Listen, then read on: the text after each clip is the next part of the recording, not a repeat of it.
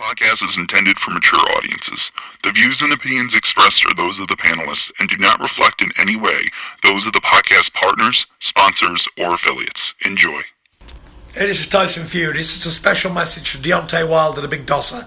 He's going around saying he fights all the best heavyweights, but Dominic Brazil ain't no best heavyweight, and neither is Luis Ortiz. Dominic Brazil's average at best, and the other guy, Luis Ortiz, is average at best. 145 years old. Someone you already knocked out, you bum.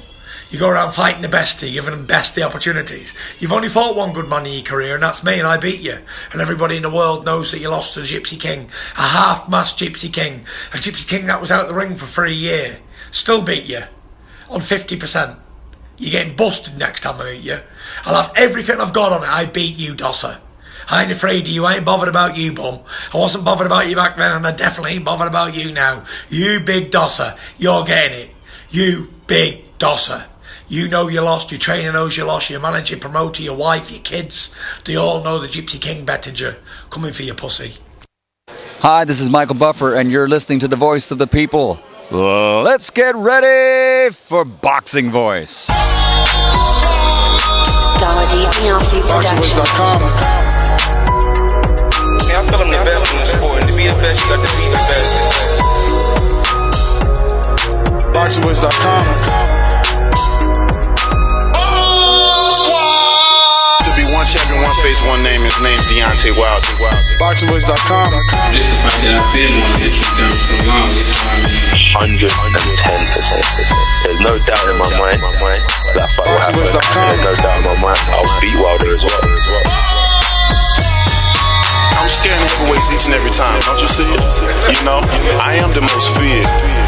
And if I'm not, then I want somebody to shut me up. I want somebody to prove that to me. I want to be proven wrong.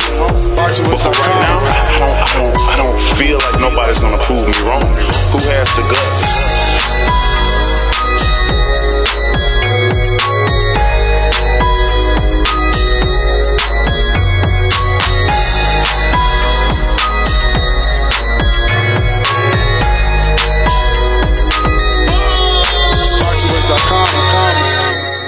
Good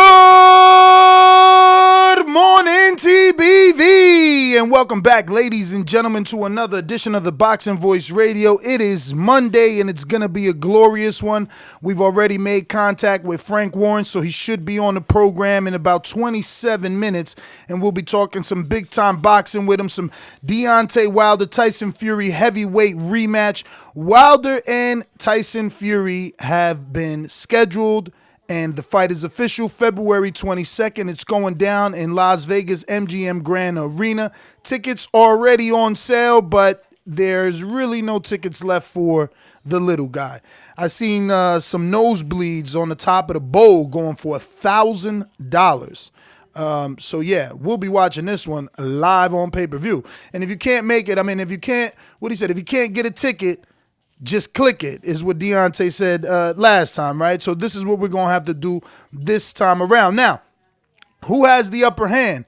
This is a show based off an ESPN sit-down with Mark Kriegel, Timothy Bradley, Joe Tessitore, and Andre Ward, where they gave their thoughts on the fight being official and who they thought would come out the victor. Obviously, Andre Ward kind of giving Wilder some credit because he didn't believe that Wilder would be getting or taking this immediate fight. And he feels he needs to give Wilder credit for doing exactly what he said he would be doing. Now, remember, a strong possibility we'll also have Jesse Hart around 10 o'clock if our interview with, good old Frank Warren doesn't, go over too much. No mic, so I'm flying solo dolo, Scarface, no Manolo. But what's going on? Good morning, people. You know the number to call in, 1-425-569-5241. Press 1 time. Voice your opinion right here on the Voice of the People hotline. Now, don't forget, if there is a question that you're dying to ask Frank Warren, you can head on over to patreon.com and pop that question in the Patreon post. Ask Frank Warren a question. Yes, sir. And now remember, look, maybe you don't even want to ask him a question, but just keep in mind that is a way to support TBV to ensure that we're here on a daily basis, 7 days a week. You know, I'm here even on a Sunday morning now with the infamous and very popular morning after show that's been happening after every big fight on a Saturday. My girl said, yo, is this a new thing? I said, I don't know. I mean, I guess it's not going to be that bad because every weekend doesn't have a big time fight that will produce a morning after.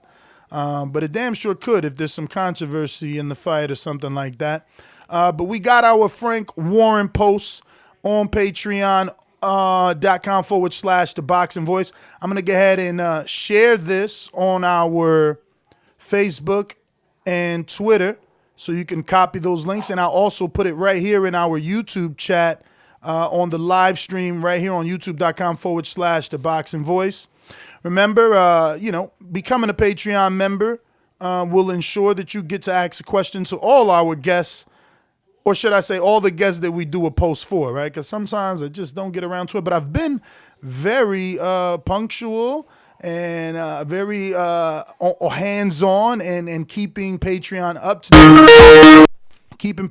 date. So I hope you've been enjoying it. We've been having frequent betting shows. We've been having a bet expert.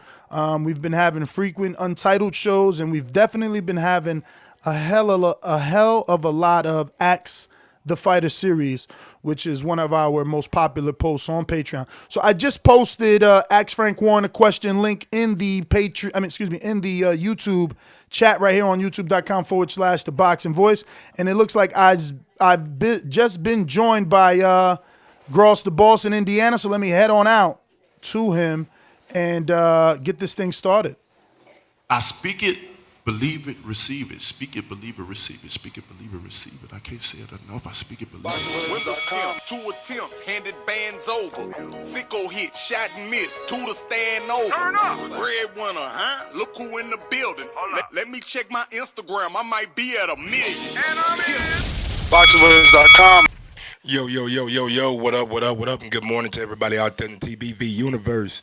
Back with another one, man. Who has the upper hand? Deontay Wilder or Tyson Fury? I think I seen like a little, like a round table or some shit from Kriegel and Smoke. I don't know who the fuck it was. Bradley, Smoke guys. But anyway, they were talking about that, you know what I'm saying? I think, they had some pretty good points, you know what I'm saying? I think both guys have their strong points and both guys have their weaknesses. So I think it's a good topic. Also, big ups to everybody out there who follow Mike on the Sports, man. We almost to 500 subs, so I appreciate everybody out there, man. Thank you so much. What's going on, Ness? Oh, man, just chilling, bro. New day, new show. Hoping that, this podcast with Frank Warren goes well. Hoping to get some details on a few things. We got a few Patreon questions that are right on the money. Someone wants to know what's up with the Warrington and Shakur Stevens. Please don't tell me that's gonna go into my question. So I just not rather know about the Patreons, and if I ask one of their questions, I apologize. Yeah, man. Yeah. Because they coming with the heat. But we'll be having Frank Warren in about another 22 minutes. And he is the promoter of Tyson Fury, or Mike, should I say co-promoter at this point, since they do have some sort of deal with Top Rank. Now, Bob told you and I that there was going to be a lot of digital promotion. If you do a Google search on YouTube, there's a lot of stuff. ESPN is definitely dropping a lot. I seen a College Day thing with Tyson.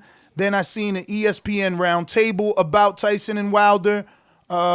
Few more other, pieces of content out there, dating from the 27th to the 29th, all on Wilder Fury.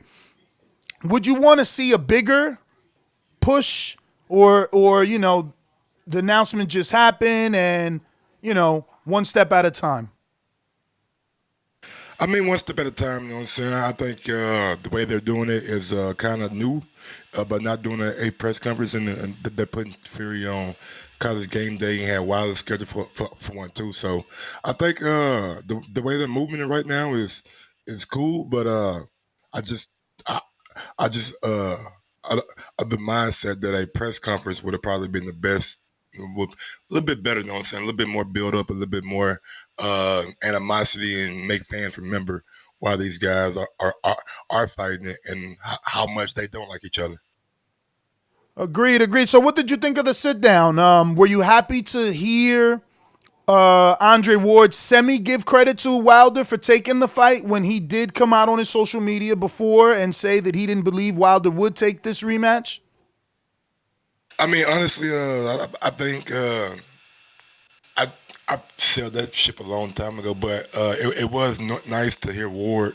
I mean, yeah, give him a little praise, but at the same time, I'm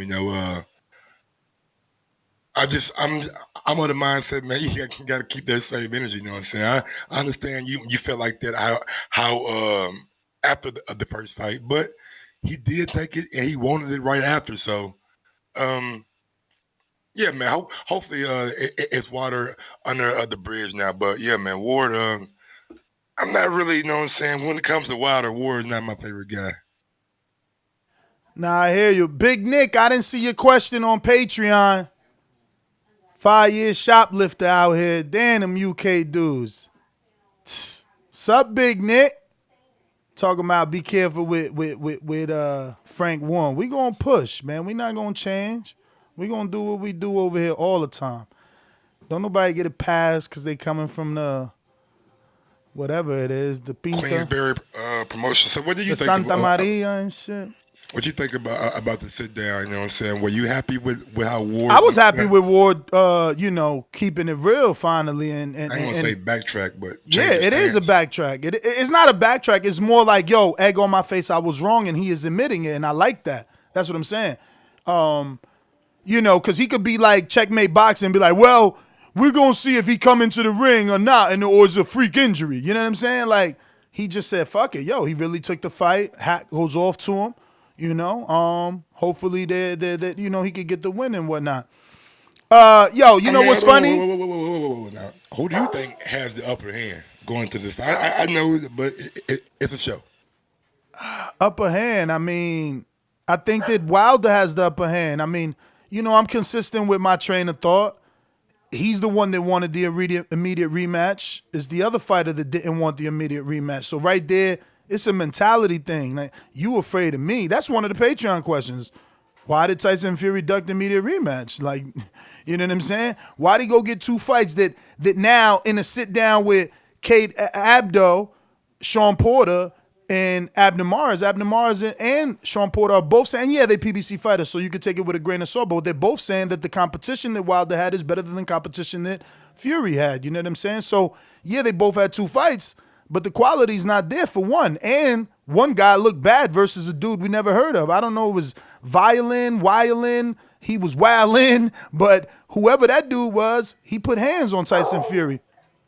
Just playing devil's advocate, do you think that with the new trainer, that Fury might have an upper hand because it's the element of the unknown? You know what I'm saying? Maybe Wilder and team won't know what to expect from Sugar Hill and Andy Lee in this coming up fight, and could that play into Tyson Fury's advantage? I'm sorry, repeat that. I heard him having Andy Lee could it play into his advantage? Him having new trainer like Sugar Hill and Andy Lee and Wilder's Yo, team, hold that thought. Let me just tell you what ESPN did. They had him on Game Day or whatever that college shit. Oh, so you seen what they did? What they did? Let me see if you caught that. I didn't watch all of it. Okay, bruh. Yo, ESPN is damn right disrespectful. I want you to see my face for this because it's ridiculous at this point what they doing. Bruh, they just do what they want. First they took Lomachenko's L, right? Now they changed Javon Hill's name. They changed his whole name, Mike, so that the casual fan could associate him to Emmanuel Stewart. It's a complete sham, okay? This is all a sham and a ploy to get new fans. His last name ain't no fucking Stewart. They want to reincarnate him now. Now he's Emmanuel Stewart. His name ain't Sugar Hill. That's a nickname. I don't even understand what's going on, bro. They literally put Sugar Hill Stewart. How you do that? You just do whatever you want with the graphic imagery, bro. Like, people don't know what's going on. My man named Javon Hill. He's a nephew. He ain't no fucking brother. He ain't the father. Like, how you get Stewart there? They cheating, man. And Tyson keep lying. Yeah, Sugar Hill Stewart. Stop lying. You can't trust these people. I'm telling you, man. ESPN out of control. I'm just keeping it real. You can't do that. You're trying to tap into a legacy that's not yours. That's crazy. Yeah, he on that Dean White shit. Abso-fucking-lutely. Maybe my man, you know what I'm saying, added to his last name with a hyphen or something. Bro, I don't understand that shit, man. Create your own lane, bro. He shouldn't allow them to do that.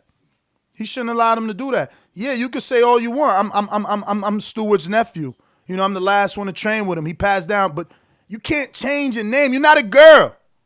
A woman changes her name when she gets married to the man. Where's your maiden name, champ? Like, you can't do that, and you shouldn't have let nobody do that because you just changed it, your whole sexuality. You went from one dude to... No, it's the truth. If as a man, you can't change your name unless you go to the courthouse, man. No, fuck out of here. I'm not getting on TV for a check or for promotion, and all of a sudden my name is Nesta Wilder. Fuck out of here. That's crazy. That's crazy. No, I'm not doing it. He said he changed his name. Stop. I swear, that's even worse. That's even worse if he went to the courthouse. You better stop. Y'all better stop. Don't make me stay on this subject too long. Stop. He changed his name. Oh my God. Damn, man, I don't even know where to go from here. Fuck. Fury Wilder, man, the upper end, man. This man changed his whole name. But I don't. Maybe it's not him. Maybe it's just ESPN. ESPN, but that's who I blame. That's who I blamed. I said ESPN. They did it with Loma. Now they doing it with him. And it's listen. If you can't see that it's plain as day that they trying to bring in the casual fans, I mean, why else all of a sudden his name changed? Javon Hill wasn't enough. That don't bring in that. Who's Javon Hill?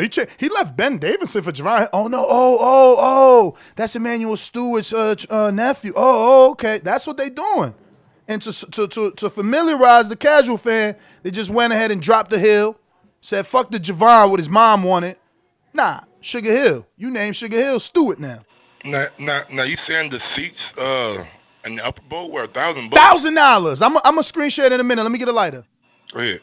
That's a pretty steep price. I know it's a big fight, big event, but to put it $1,000 on the upper bowl, wow. I mean, I think I hope they sell what they want to sell. You know what I'm saying? But for the average fan, you know what I'm saying, $1,000 for a ticket, man, that is pretty steep. Bro, that's very, very, very steep. For the bowl, the top, what is it? AXS.com, right? Yeah, AXS.com. Insane. Yeah, man, that's insane. $1,000 for upper bowl seat, man. I'm trying to figure out how much were those Canelo tickets when he fought Cova there. And I mean, no disrespect to you know what I'm saying, PBC and Wilder, but I'm just saying, like, for the average fan to like come and enjoy that fight, $1,000, man. Bro, but that's how it's always been, man, and that's what I've always complained about with Floyd and the bigger people. That's why I like Canelo. Like, you got to go to a stadium, man. Stop playing us out. We make you. We sit here and talk about you from 1-0, then all of a sudden MGM and Showtime and HBO and Fox, they notice you. We been noticed you. When you was in the amateurs, when y'all had box braids or dreads or fucked up waves, we noticed you. And now all of a sudden you get big and we got to pay for all your fights. We got to pay everything on pay-per-view. We can't afford the seats at the arena. You just push us to the side, man. It's ridiculous. But here I go. I'm going to go ahead and screen share this. So we on AXX.com and you click here. Let's see what it was because I checked it like a day ago. So let's see if there's any left because there's a lot sold out. So you click here, get tickets. Boom. So this is the ticket prices. P6 level is $154. Those are gone. P5, $254, $354, $500, $1,000, $1,500. So let's see. We click on get tickets. Oh, no. We clicked on special offers. That was by mistake. Let me go back once. Frank doing about 11 minutes. Let's click down here where it says get tickets.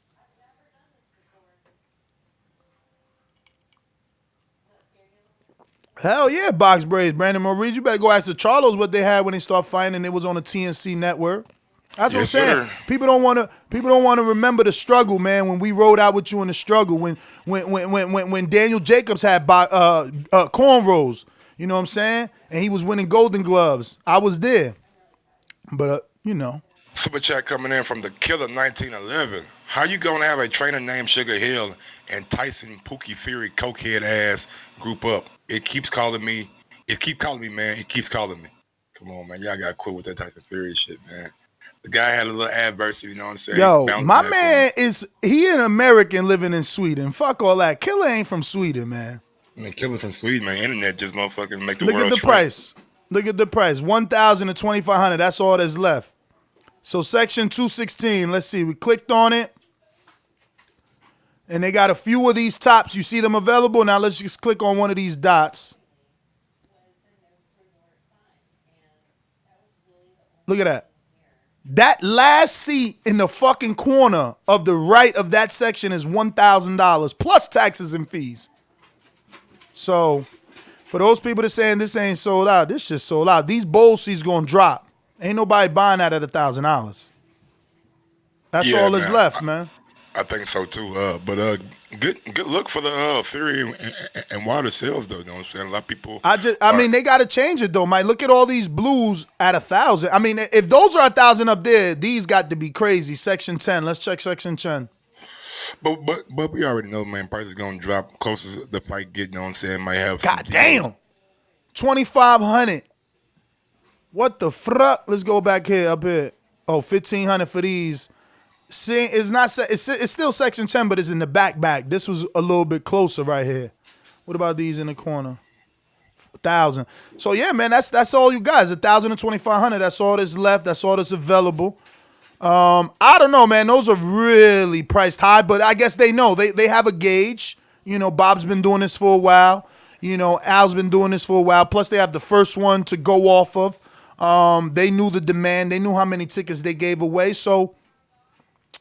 Ness, what do you guys think? Yeah, I know Frank Warren said in an interview with IFL that it's literally sold out, but you know those are promoters. It could be sold out, but what do you call that, Mike? Third-party ticket sellers have bought them out or something. Yeah, like what it's called, StubHub and all that kind of shit. A resale market. You know what I'm saying? We all know that. I mean, I'm not gonna say most promoters, but a good. Amount of promoters. Shit, look at my boy James Meyer. Yo, congratulations on the kid. I know I already said that, man, but he's getting so big. I'll be following you, champ, man. Congratulations on everything. Good to see you in the chat for sure. He said people gonna pay $1,000 to watch Fury win via a boring UD. You crazy, James. You crazy. He ain't winning shit. Nah, but we know most promoters do take a certain amount of tickets and allocate them to the resale market. So I'm pretty sure you can find some tickets on StubHub and things like that, maybe a little bit cheaper than on AXS.com. Yeah, I mean, I don't know, man. I don't really like be on a ticket hunt thing, man. You know, if there's deals to get, I don't know where to get them.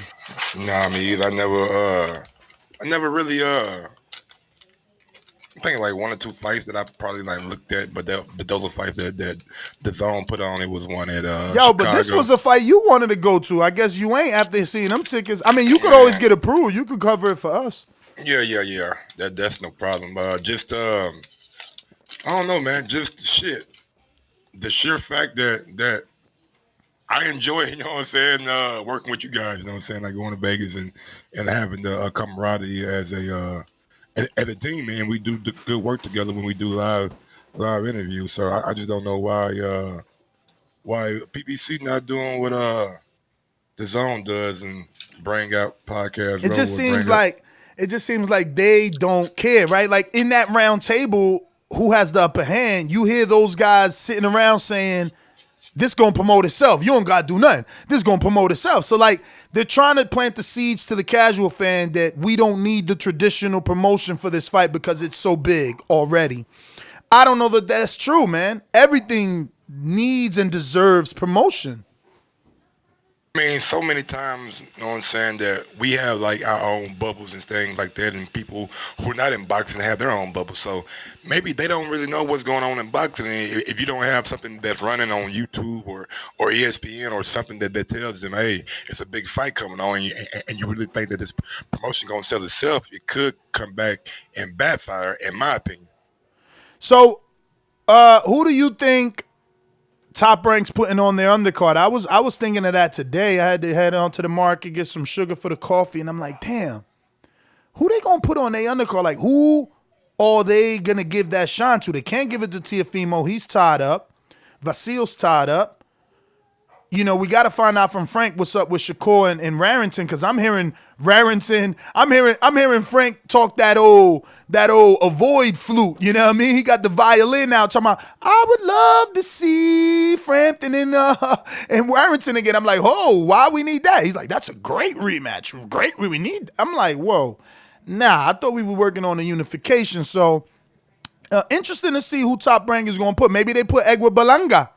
You know, he's knocking people out, but the thing is, do they want to waste the slot with a dude that's going to probably get a first round knockout, or is that what they're going for?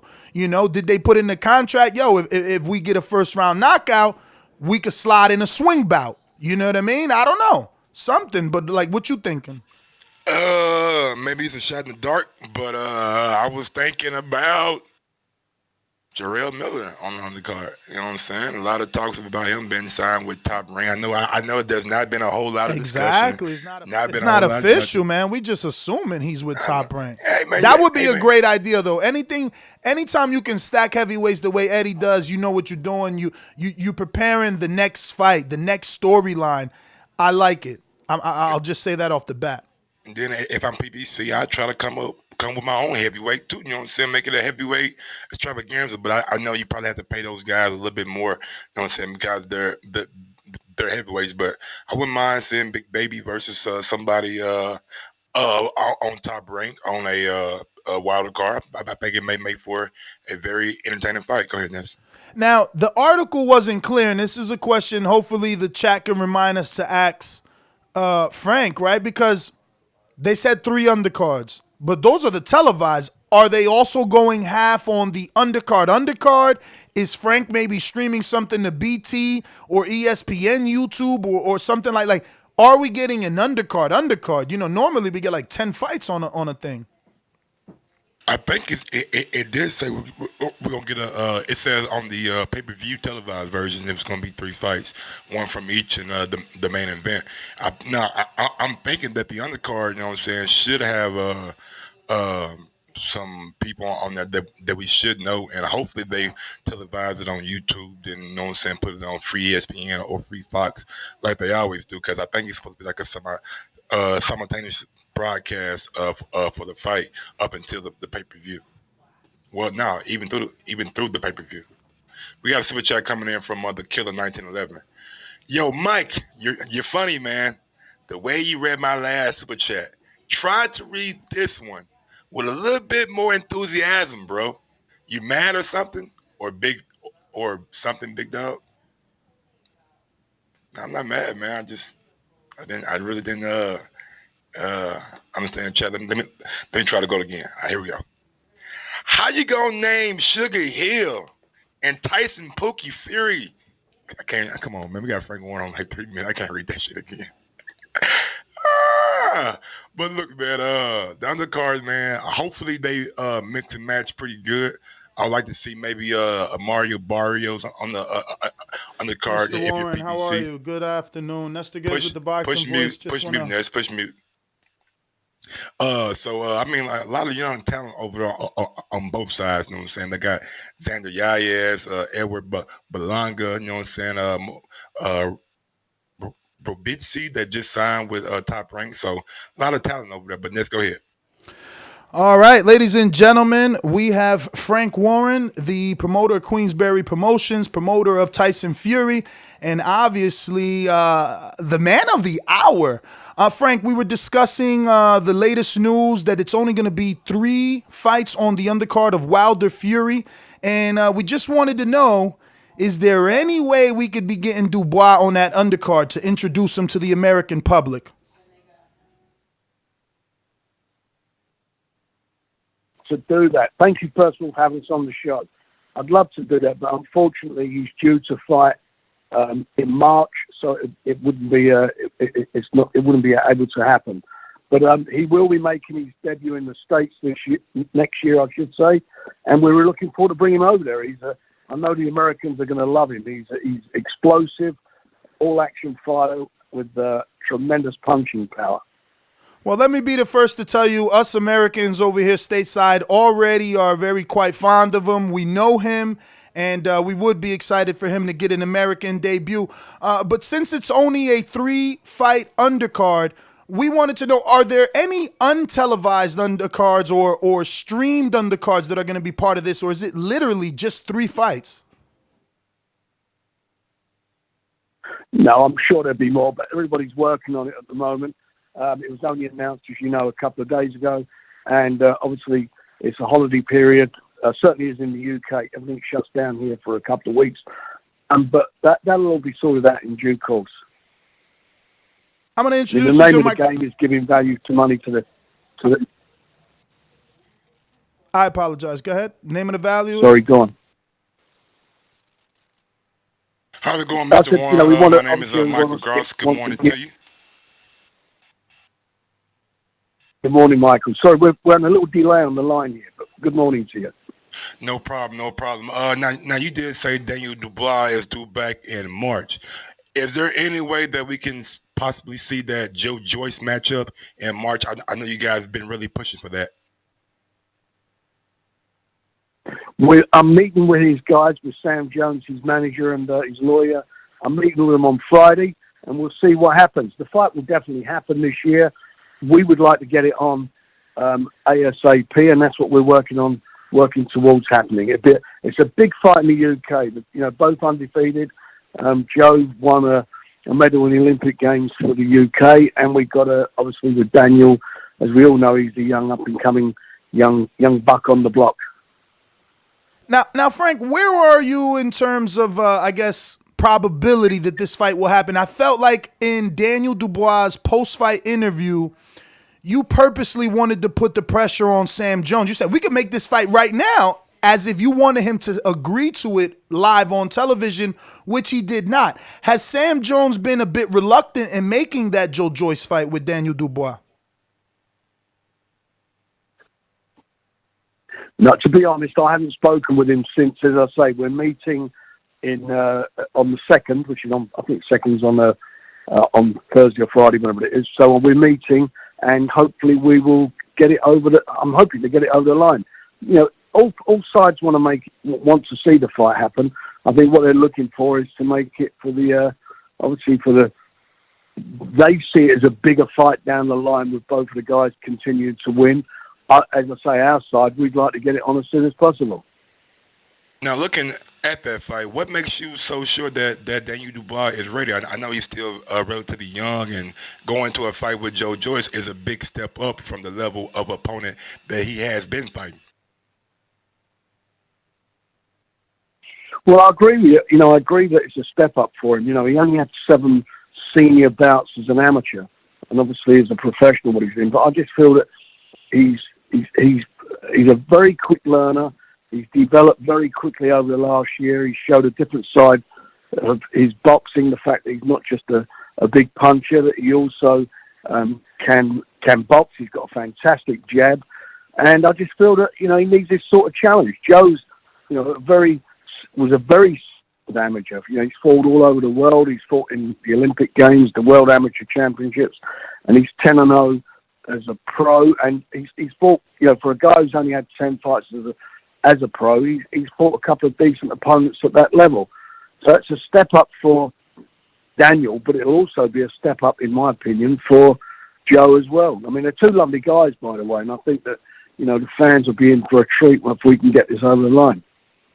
All right, Frank. So we have a series where we get our most loyal listeners from around the world to ask whoever we're interviewing a question. Our first one is from Brandon Maurice in Cincinnati, who asks a question that we all want to know the answer to. And I seen your interview with IFL, and I'm hoping you give us a different answer. But are there any updates on Josh Warrington versus Shakur Stevens' unification match?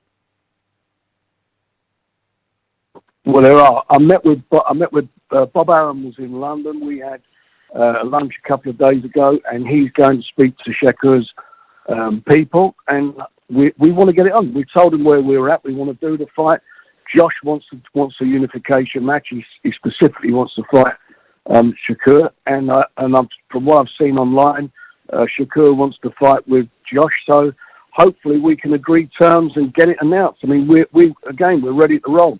My guys, you know, he's not ducking anyone, and in the game, it's my opinion, but I think he's the best featherweight out there by far.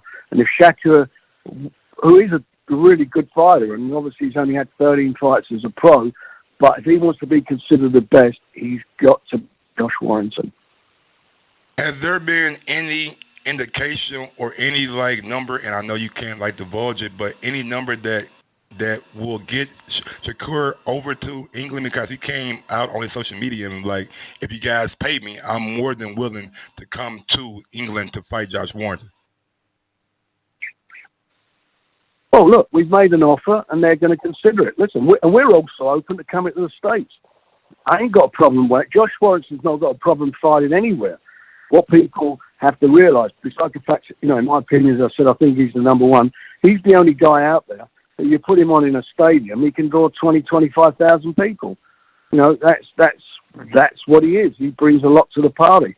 Shakur, you know, he's obviously captured the boxing public's mentality, but outside of that, he needs to break out. He's only had 13 fights, and this for him, if he's as good as he thinks he is and his connection thinks he is, but this is a breakout fight for him to go and unify a title after in his 14th fight, which is something a bit special. So let's see if they're up to it, if they want it. And as I say, with us, they're not pushing an open door. There ain't even a door there. They walk straight in.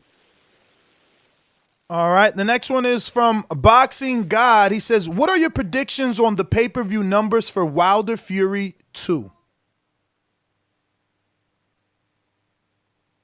Well, Bob was talking, and I agree with him. You know, he was talking about it could hit 2 million buys in the States, and obviously that's what we all want, or more if possible. But, you know, there was a method to our madness in doing this deal with ESPN. Which is nearly, 9 months ago we did the deal. And the objective was to raise Tyson's profile in the States. And by doing so and signing up with the biggest sports broadcaster in the world, if not, you know, certainly in the States, was to get him those couple of fights. He's also taken part in a WWE match, which had big ratings.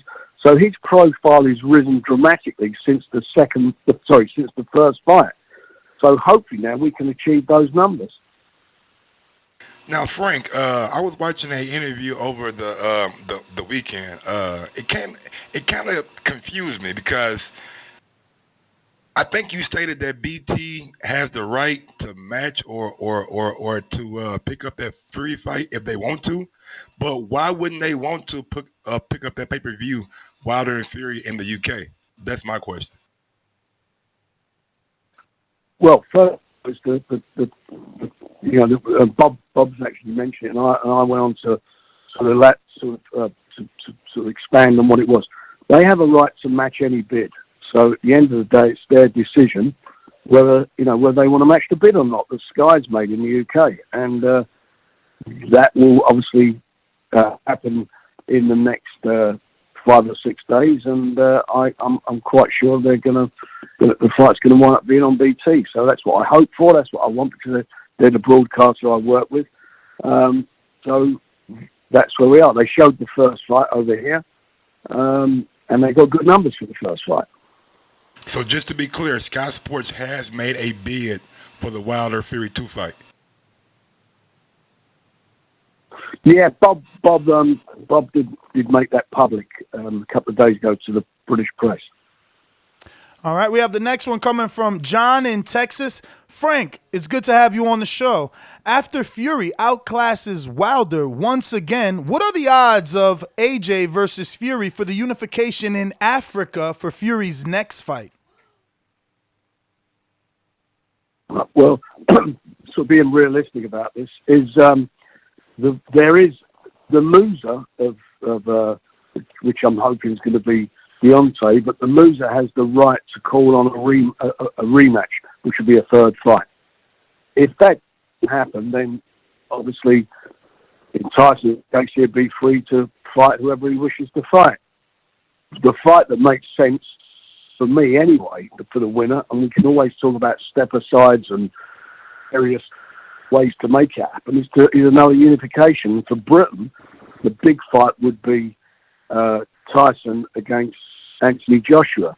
It'd be nice to go to Africa for various reasons, but in the UK, that's a mega fight that you'd sell out 100,000 seat soccer stadium in a heartbeat. It's a massive fight in the UK. It's a fight I'd love to see. It's a fight that Tyson would like, and if Tyson comes through against Deontay, I think it's a fight that all boxing wants to see. They want to see who's the number one heavyweight. In my opinion, again, we see the number 3 and 4 fight in Saudi Arabia a few weeks ago, and I think AJ cemented his position as number 3 heavyweight in the world. And you got the number 1, again, I think it's Tyson, fighting the number 2 in Deontay Wilder. And the reason I say that is I think Tyson got robbed the first fight. So you got the best undefeated heavyweights out there. Let's get the winner of that in with AJ, and then we've got a unified champion. Mr. Warren, what exactly happened with Mr. Davidson and Tyson Fury? Because we seen Ben bring Fury back from being 400 plus pounds. We seen him have a great fight with Wilder that some people thought that he possibly won. Came back against Schwartz, got the big time knockout, and we seen him even change up his fighting style against Wallin when he had that cut and turned into like a mauler and a pressure fighter. So I'm just thinking Ben been doing a good job with Fury since the comeback. Why did they end up parting ways? Well, it was a bit of a shock for me as well, to be quite honest. Ben done a fantastic job with him. It wasn't just about training him; it was being with him 24/7. You know, he they're very close to become a confidant. But they, at the end of the day, sat and spoke as what Tyson wanted for the future, and. They obviously had their various opinions, but they parted company on good terms. They're still very friendly, and who knows, they may work together again in the future. And I hope they will work in the future together. But in the meantime, Tyson's the guy getting in the ring. It's his decision, and he has to feel very comfortable. He's only, what is it now, sort of 8 weeks away from a massive fight. It's a big change of scenery. Getting a new trainer on board, and he seems very happy. And they start getting into serious training. I think it's on the 2nd of January. They get together, and hopefully, and Tyson is quite an astute guy. He's not a boxer who you've got to teach how to box. He's got a natural boxing brain. There's not a lot that anybody's going to teach him. Certainly, he's 30. Come up to 31 years of age. No one's going to teach him how to box. All they can do is refine and maybe look at the tactics of the next fight. But his tactics, even in the last fight, was spot on. He was boxing the head off of Deontay. He lost nearly 150 pounds in the space of 6 months coming into that fight. So he was training to lose weight, not training for a fight. His weight's been very stable now for the last probably 14, 15 months. So this fight, he's training for a fight. He's not worried about his weight. He's focused on just refining his skills, working on his moves, and he feels that his new guy's gonna add to his armory. Did you agree with Tyson Fury's decision? And do you have any concerns of a new training staff going into a big time fight with Wilder? Well, of course you would. I don't know him, and but at the end of the day, Tyson had worked with him quite a few years ago. He's managed nephew, late managed Stewart's nephew, and apparently he worked with him, 10 years ago, and they got on very well together. Tyson's a very smart guy, and he feels this is what is the best thing to do for him. in an ideal world, I'd like Ben to be there with them. I really would like that because Ben's been with him on this journey since his comeback. But, you know, they both, as I say, they both got their opinions on things. But the most important thing is they both agree.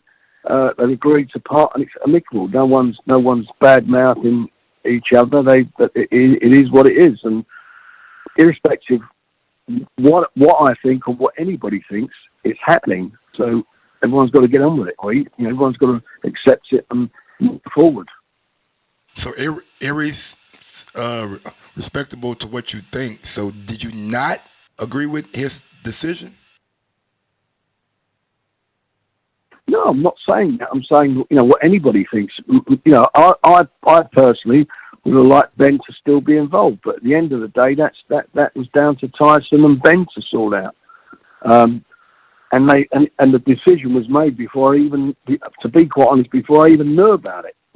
They made their decision, and I heard about it after they had their meeting. I got a call and I was told they had the meeting, and I spoke to both of them, and it was, you know, I was disappointed for both of them that you know, that this happened, but it's happened, and you know, and as I say, that's what it is. No one can change what's happened.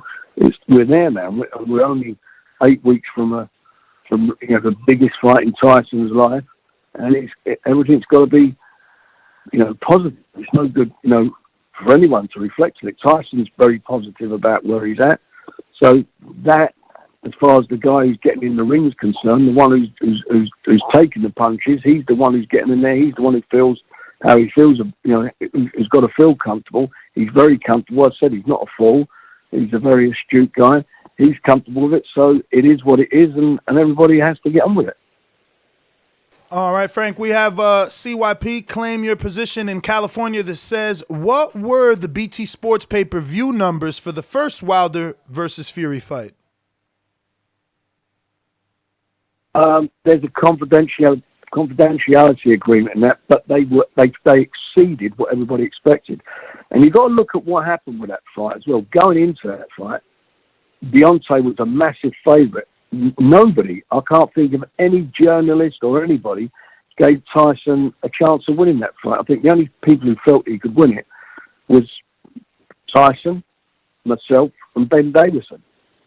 Most of the people who you spoke to, certainly most of the people in the media, they didn't feel that he was that he would win the fight, but he did. And said earlier on, the reasons I feel he can win it more, you know, win it convincingly, and hopefully get either a decision or it may be a stoppage. But I think he's capable of stopping Deontay. This time round, it will do. I think it's going to do huge numbers in the UK as well as the States. Now, Frank, I'm a big time fan of Anthony Yarde, Lions in the Camp. I know you wanted him out again before the end of the year, but it looks like it's not going to happen. What's next for Anthony Yarde, and is he likely to contest for that vacant WBO light heavyweight title? He's fighting again. We're gonna get him out in a fight very quickly. He's been training. He's gonna fight probably within the next 6 weeks, and then I want to get him into, which he will be in a big fight.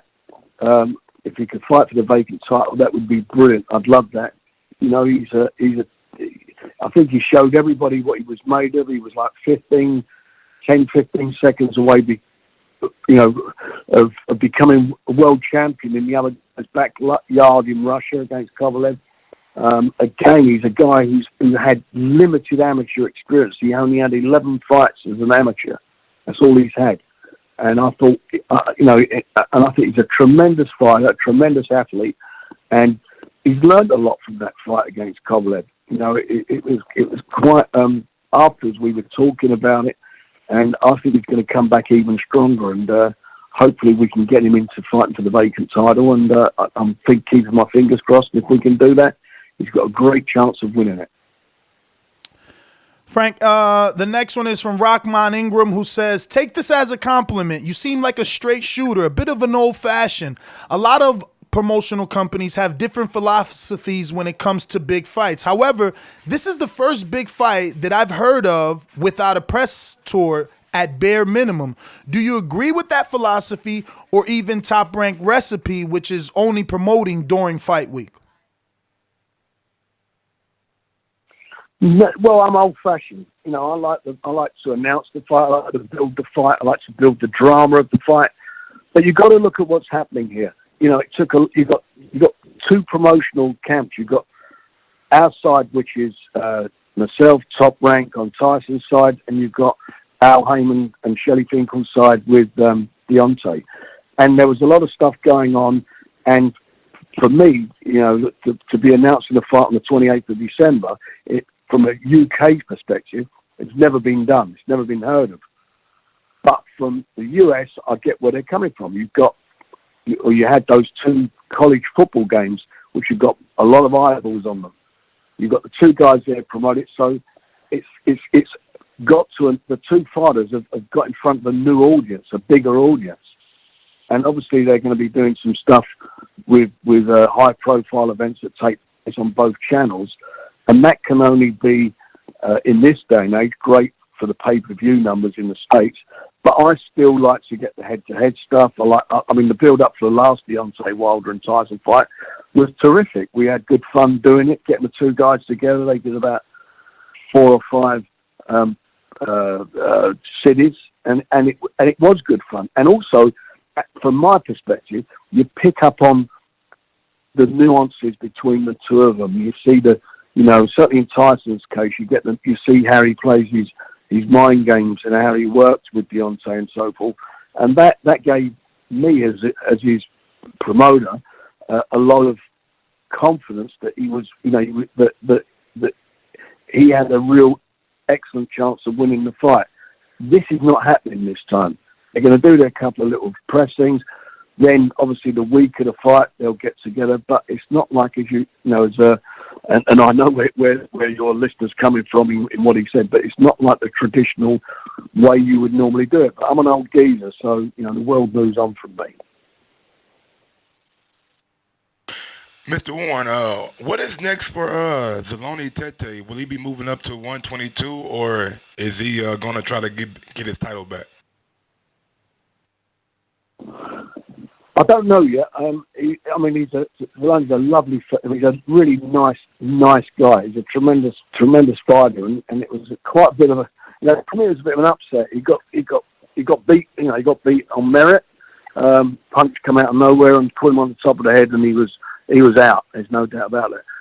He's now he's back in South Africa. We're talking next week, and then we're going to make a decision whether he goes up in weight or stays where he's at.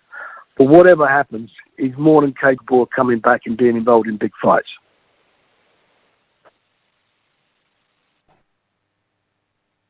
Next one is from Dominic in Seattle. This says, can you please make Daniel Dubois versus F.A. Ajagba or Daniel Dubois versus Adam Kownacki?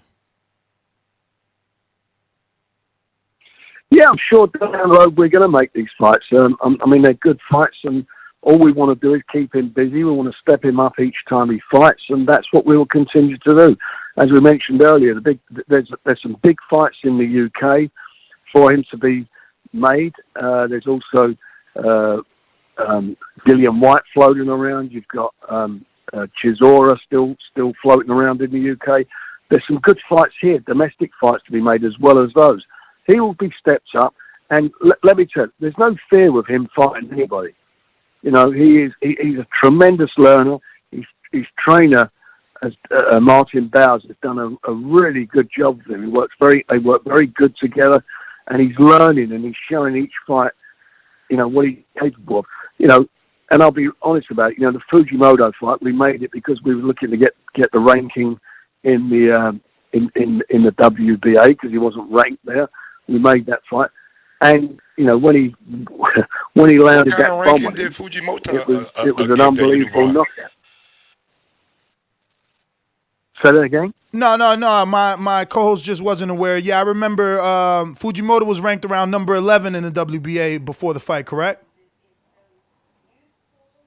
That's correct. Yeah, and he was ranked in the WBO, or he's ranked in WBO as well. I think he had that WBO Asian belt. So he's now moved up. I think he's number 4 now in the WBO. He'll be ranked now in the WBA. He's ranked by the BC and the IBF. So it's just about pushing him up. All these big guys are all fighting each other. Joshua's got 2 mandatories that have been mandated by the WBO and I think it's the IBF. So they've got these fights that they've got to have. And in the meantime, all I want Daniel to do is to keep fighting, to keep learning. So by the time these guys all sort themselves out, by whatever it is, September, October, when they've got all their obligations out of the way, that Daniel's in a number 1 spot. We get a mandatory position for him, so no one can duck him. So they can't duck him. They can't talk about it. They won't be able to duck him. They'll either have to fight him or vacate the title, and that's what my job is to do outside the ring, whilst he's doing the business in the ring. Now, did you watch the F.A. Ajagba fight? And I'm kind of with Dominic from Seattle. I wouldn't mind that fight. Did you see vulnerabilities in Ajagba suffering adversity with Kalidis, who put him down, but he did come back to win by knockout? No, I haven't seen it, to be quite honest. I haven't got to see the fight yet, but I will look at it.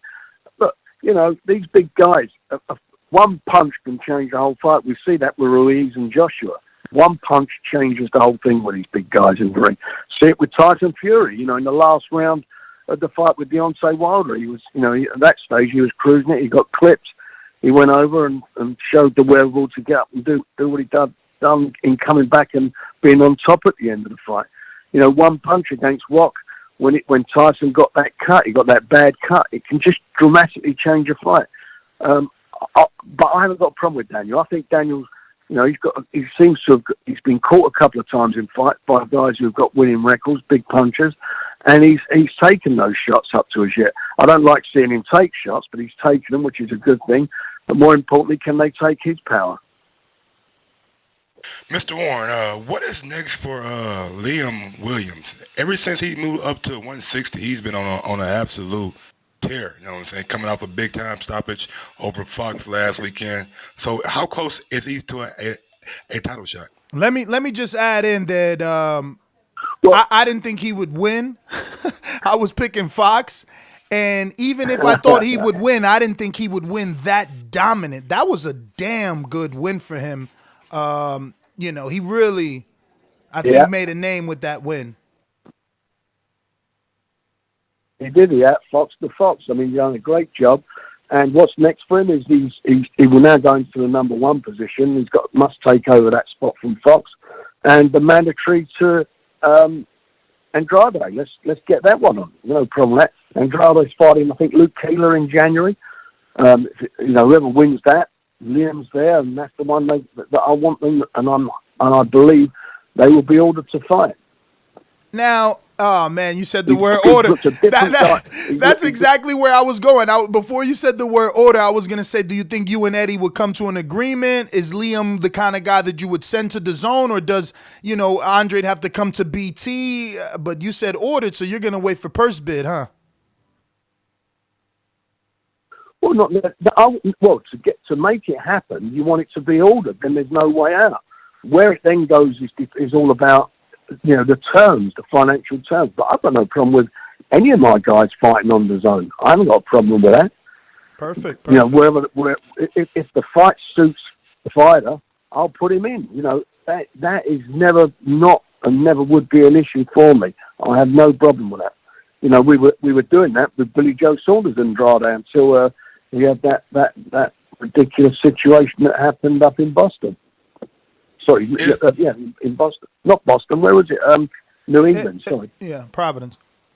Is the situation with you and Eddie more of a competitive thing? Because I watch interviews where he slacks you off, you slack him off. Is that just more of a competitive thing, or is there something more there? I've never met him. I don't even know him. I've never spoken to him. I know his father from years ago when his father was promoting here. I don't really know him. I only respond to the things that he says. I mean, for me, I'm about building my fighters, and I'm more worried about what they do rather than what I'm doing. But everybody's got different views on where they are. Some people think they're more important than the fighters. That doesn't sort of sit with me. All right, we got Visa who says, how come Fury didn't take the immediate rematch and decided to take 2 fights in between before going back with the Wilder fight? Well, we were negotiating, but what happened was Dazn made a play for Deontay, and he did a deal with Showtime, which gave him 2 fights. Simultaneously, we did the deal with ESPN to give Tyson more profile with Top Rank and ESPN. So it works out. It was both of them were involved in that in that position. Both of them decided, and that's what was decided to make this fight even a bigger fight. So they both got their 2 fights out the way now, and it is a bigger fight due to the fact that Tyson is even more known now in the States than before. In fact, I would probably think Tyson's got more profile than Deontay in the States. But anyway, irrespective of that, it's a bigger fight now, and obviously we now got it on, which is the main thing. And it's not like there's one guy's over the hill, he's handing the baton over. They're both roughly the same age. They're both undefeated. They both had a sensational fight out past time. So this is the perfect heavyweight fight at the right time. Frank, I got a question for you, and I understand if you don't want to answer it because it might put you in a rock in a hard spot. But what's the issue with Uked from the outside looking in with the whole situation with Tyson Fury and the situation with Dillian White, how they had a private meeting or a secret panel, and then they had an issue with Eric Molina and Ryan Martin. From the outside looking in, they seem like they could be kind of shady. What's your perspective of Uked? What's my perspective of Dillian White and Tyson? Oh no, of Uked, like their situation with Uked and the way they played out. Uked. I think, I think it's a disaster. This is one of the. I mean, we've got all these different organisations, which is a pain in the arse anyway, as far as, excuse my language, as far as everybody's concerned. That's number one. Number two is you've got these different drug. I mean, obviously you've got UCAD in the UK, you've got USAD, you've got VADA. VADA is the other like WADA, who UCAD come under, also are a part of them, and the USAD are part of. They have their disciplinary hearings. VADA doesn't have disciplinary hearings. All they do, they just test fighters, and every substance is banned, irrespective of where it's at. They have a banned list, and they just test, and then they provide the results. They don't have a disciplinary panel. In the UK, the British Boxing Board of Control do not recognise them because they recognise UCAD. So that's where they're at. UCAD, what annoys me with them is it's not the first time. They've had a few fighters, including Tyson a few years ago, where fighters have had positive results. But it's taken such a long time before anybody has found out what the results are going to be, the final results, the disciplinary hearings, and that can't be right. And I don't like the fact that the British Boxing Board of Control allow UCAD to have the hearings.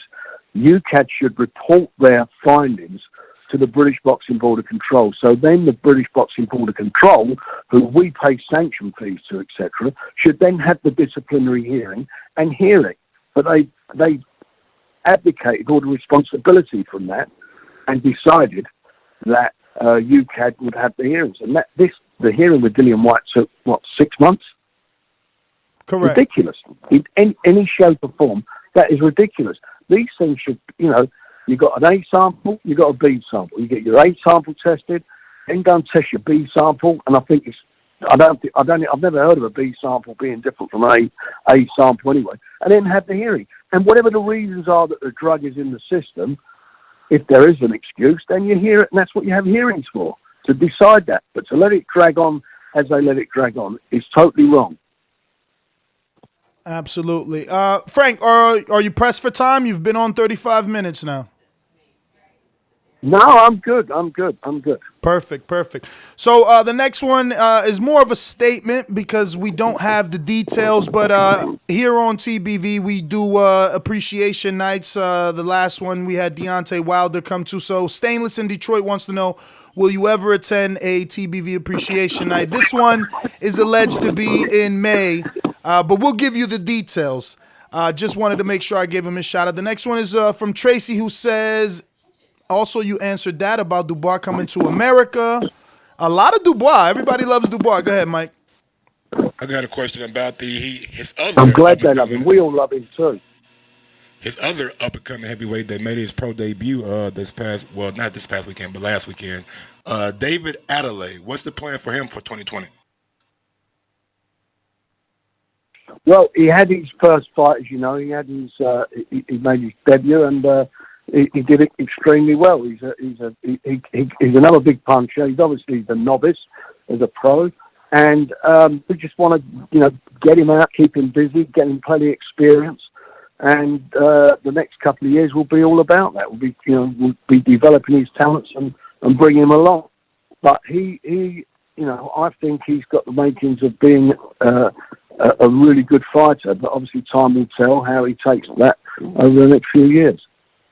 Is the British title out of the realm of possibility for 2020? Yeah, I mean, the first of all, the British Commission wouldn't let him fight for the British title. You've got to have a certain amount of fights before you do that. So even if he gets 5 or 6 fights away, he can only have had 7 fights by the end of the year, even if he has that many fights this year. So that won't happen, but maybe the next year. Well, not maybe, he will do the next year if he keeps winning. The next 4 were all about Dubois in one way or another, whether or not he's coming to America, level of opposition, his path at a world title, if it's AJ or Wilder, Joe Joyce happening in 2020. So a lot of Dubois.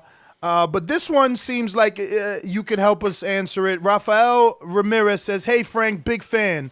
Wondering if you had any valuable advice for young promoters, managers, or boxing agents working their way in the business. Currently working on shows with local fighters in my hometown. Thank you for any advice.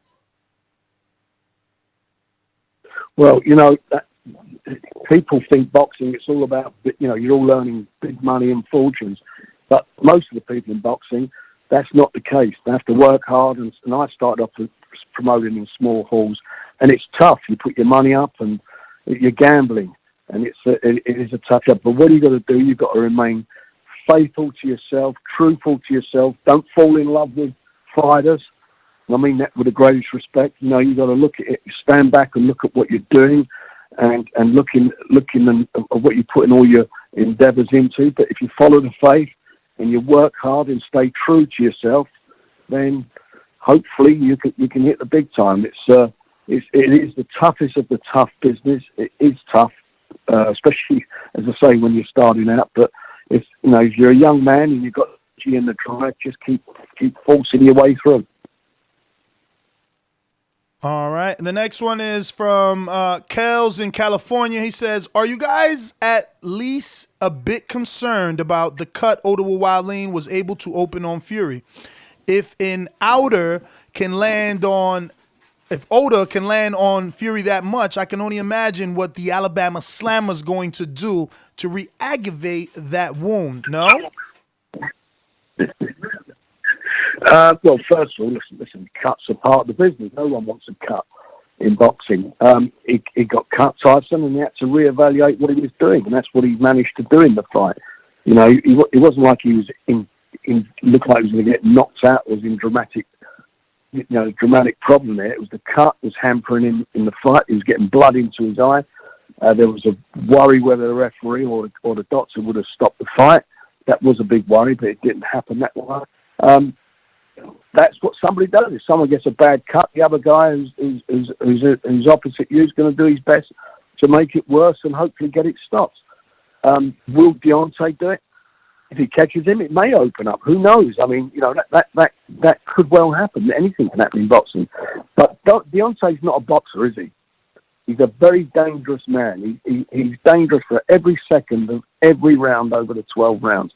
He pulls punches out of nowhere. He's very loose-limbed, and he is a phenomenal hitter. There's no doubt about it. Probably the hardest one in the last 30-odd years. There's no doubt about that. But he struggled with boxers. Ortiz, 40 years of age, was beating him until he clipped him, and he waited for his moment and caught him. I think Tyson is obviously younger than Ortiz.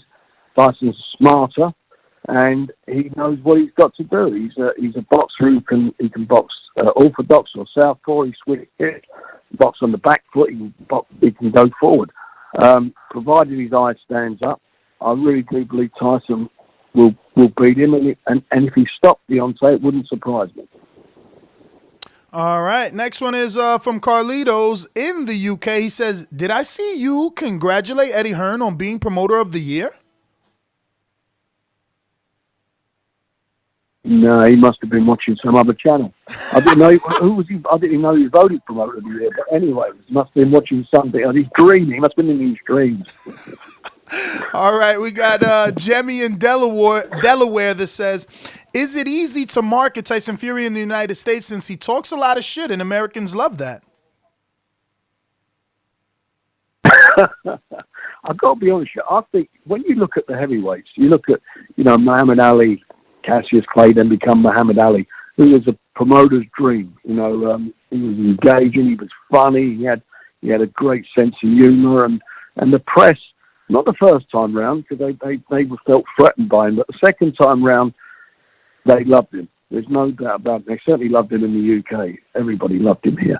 And there's not been a lot of guys who've had that sort of personality. George Foreman, the second coming of George Foreman, George went from being this morose, moody, menacing guy to being, everybody's favourite person, favourite boxer. And Tyson's like that. He's got a tremendous personality, he's spontaneous. He needs fun, and in all sense of purpose, he's a promoter's dream. You're always looking for an angle to sell a show. With Tyson, he does it for you. I'm being very honest about that. He does it for you, and I think he's very engaging. And whatever he's saying, the facts of the matter is people are listening, and whether you like it or not, they're reacting to it. Mr. Warren, in a recent interview with Talk Sports, you advocated for AJ to give up all his belts, but isn't that like the reason why we want to see AJ in the winner of Wilder, because we want to see undisputed? And if AJ gives up his belts, we can't get that. Well, I think there's a possibility he may vacate one anyway. Look, he's in a position now where he's got two mandatory defences he's got to make of the titles he's on. He's got those. That's what he is and being ordered to do. Do I want to see the fight with him and Tyson, who I believe beats Deontay? Do I want to see that go out the window? No, I don't. I want to see that with AJ coming back, having got revenge over Ruiz. I want to see that happen. I just feel that. And I don't need to say this for any effect, but not about who somebody's been promoted by or who they're with. I just felt that the first fight he had with Ruiz, it exposed a lot of problems that I think he has in his defence, which I've always felt. You look at quite a few of the fights that he's had where he's been clipped, he's wobbled, he got put on his backside by Klitschko, who Tyson had took the score 18 months previously. And Klitschko, if he had anything left in him or about him, had jumped on him, I think that fight would have been over, but he backed off him. And it was a tremendous fight to watch, by the way. And AJ showed a lot of heart in that fight, and it was great for the fans to watch. But I just feel he's very vulnerable. And I think he's liable to get, if he gets clipped by someone, I think he's liable to go over. Ruiz has proven that. Ruiz, I thought, was a disgrace the second time round, coming over in, 15, 16 pounds over the weight when he won the title. On his own admission, he never trained, he never done, we look like he didn't train. We all know he's got fast hands, but his legs were like lead. And AJ got his tactics, spot on. He fought on the back foot and pecked away at him. But any time they engaged, your sort of heart was in your mouth, or my heart was in my mouth. I think it was in the fourth round. He got caught on the left hook, and you're sort of looking at that, thinking, I don't want him to get beat. I want him to be there. The man I want to beat him is Tyson, or even at the end of the year, Daniel Dubois. If he gets beat, I want it to be with one of my guys. And I think I've got two guys who have the beating of him. Frank, I don't know if anyone has asked your opinion on your thoughts on whether or not AJ's offer to assist and spar Tyson Fury in preparation for this Wilder camp was genuine, or do you think he's doing a bit of what Americans like to call clout chasing, keeping his name in the media by using the big fight? You know what? I don't think. I think it's something you've said without thinking about. At the end of the day, for me, I don't want to see it. Who cares about that? It's irrelevant. I want to see him in the ring doing it. I don't want to hear about sparring. I don't want the public want to see that. You want to see it. I want to see it. I want to see him in the ring doing the real thing. I don't want to hear about sparring. And can you imagine if those two spar? What they're gonna show respect to sparring partners? It's not going to happen. They will not spar anyway. That's a load of nonsense. What we want, as me as a promoter, and what we want as boxing fans, is to see the real deal. We don't want to see sparring. We want to see the real deal. We want to see them both in the ring.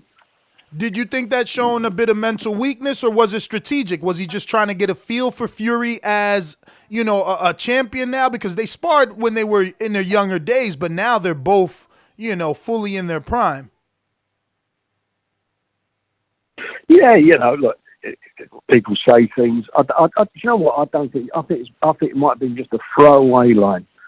I don't know. I mean, only Anthony Joshua knows what it is. It may be a throwaway line. And at the end of the day, as I say, it's irrelevant, because even if they were to do it, what happens? If Tyson gets the better of him, does that mean he's going to want to fight him? It's a silly situation. Whatever they did years ago in sparring, they did. My guy, Daniel Dubois, he sparred with Joshua when he was 17, and Joshua was a pro, and everyone knows what happened in Britain, or in boxing in Britain, knows what happened with that spar. So that was sparring. That was big gloves. We want to see the real deal. That's what this is about. It's about putting these fights on that the fans want to see, getting them in the ring together. That's what matters. All this talk and hype and rubbish, at the end of the day, means nothing. We want to see them facing up with each other. All right. Now, again, some of these you've probably already answered because of my co-host questions. But your plans for Anthony Yarde in 2020, you answered already, correct? Yeah. All right. And Terrell Harris also says about the ESPN deal and not fighting Wilder immediately. You answered that as well. Next one is Yarde versus Buatsi. Politics aside, can that fight happen? Yeah, I'd love that fight to happen. That's a big fight in the UK, and they're two. There's a lot of there's a lot of rivalry between the two of them. Joshua Buatsi is a quality fighter. He represented Britain in the Olympic Games, won a medal, and he's got a wealth of amateur experience. He's got all the experience that Anthony Yarde doesn't have. But they're both pros now, and to see that fight, I think, would be a thrill for anybody who likes boxing. Two big punchers, two young guys, not an old guy again fighting a young guy. Two young guys, it'd be a magnificent fight. Do you ever envision yourself being able to work with Billy Joe Saunders again? I know he signed with Eddie Hearn now, but in the case that he might possibly leave after his contract is up, do you ever see yourself being able to work with him again?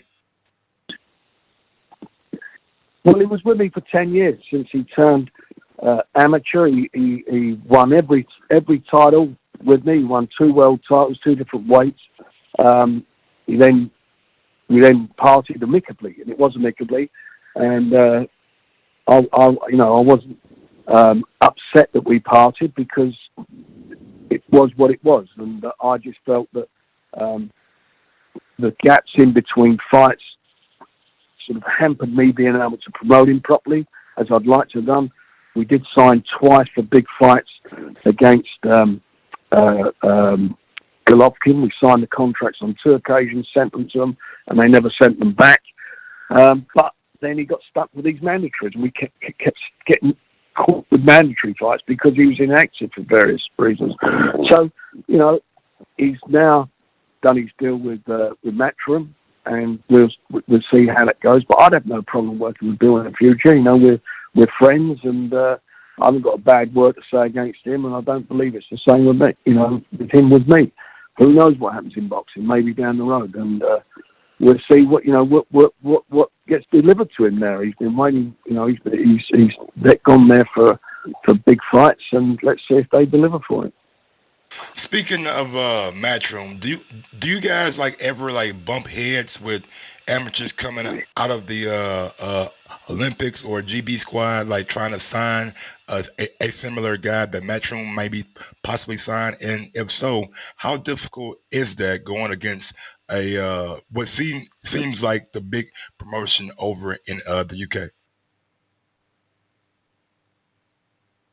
Yeah, some fighters go with them, some come with us. The big thing they've had going for them is obviously the Dazn deal, with all what was going to happen and what was going to be put in front of him. But most of the British boxers that have gone to the States that they've taken over, they've all been beaten. Not all of them, but most of them have been beaten. So that's where it's at. I continuously sign good quality young fighters, and sometimes, as I say, some may come with me, some may go with them. But I do know, and it's a fact, I'm sure if you asked any British boxing journalists, all the best young talent in this country, in the UK, is with me. And some of these young fighters are the best young talent in the world. Frank, 2 more from the public, and guess what? Dubois questions again.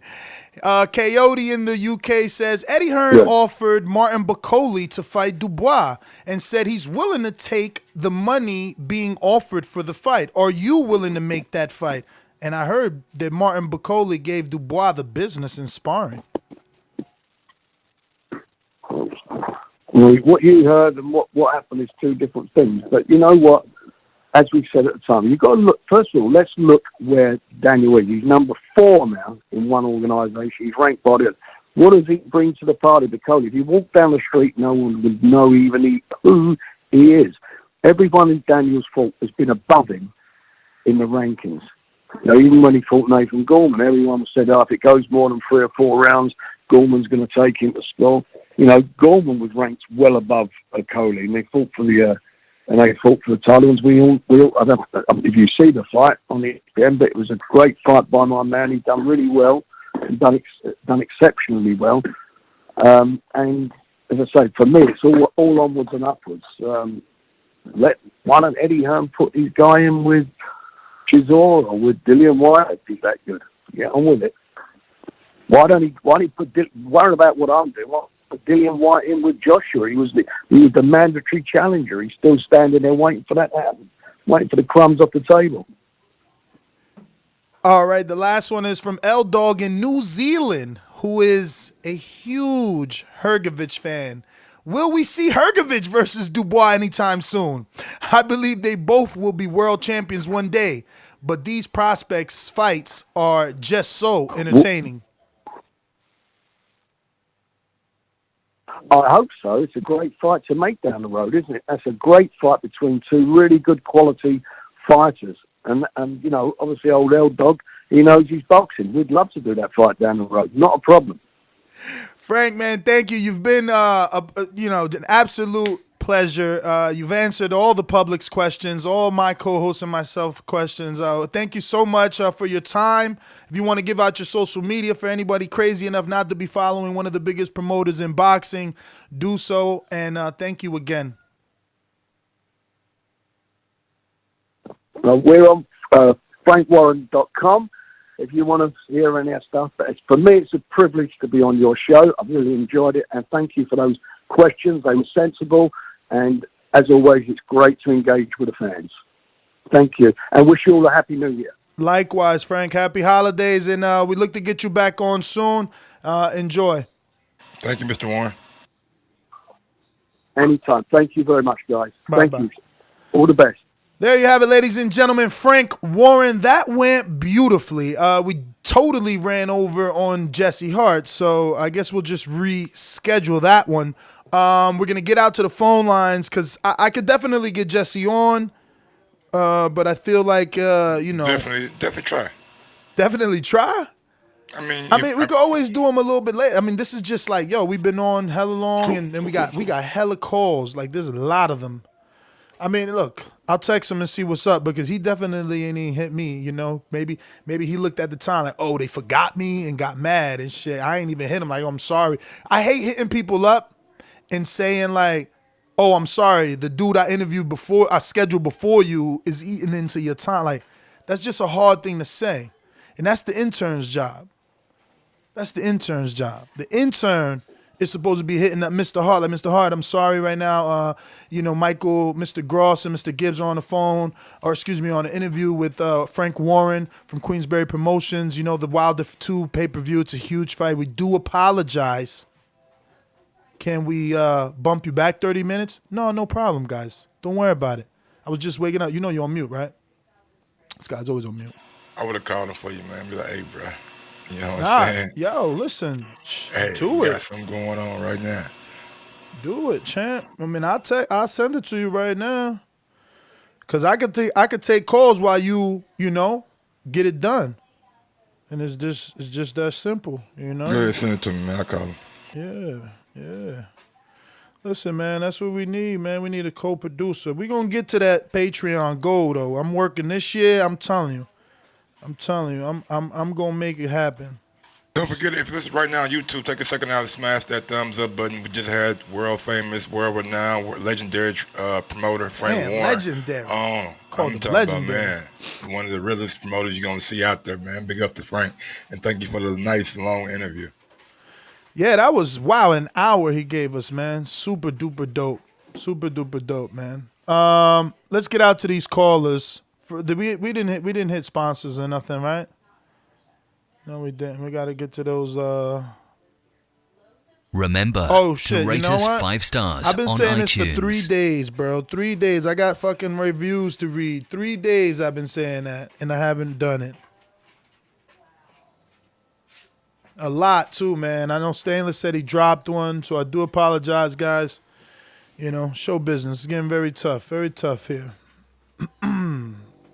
These calls are brought to you by El Camino Electrical Services, experts in electric vehicle charging stations. For consultations and turnkey installation, visit us at elcaminoelectricalservices.com.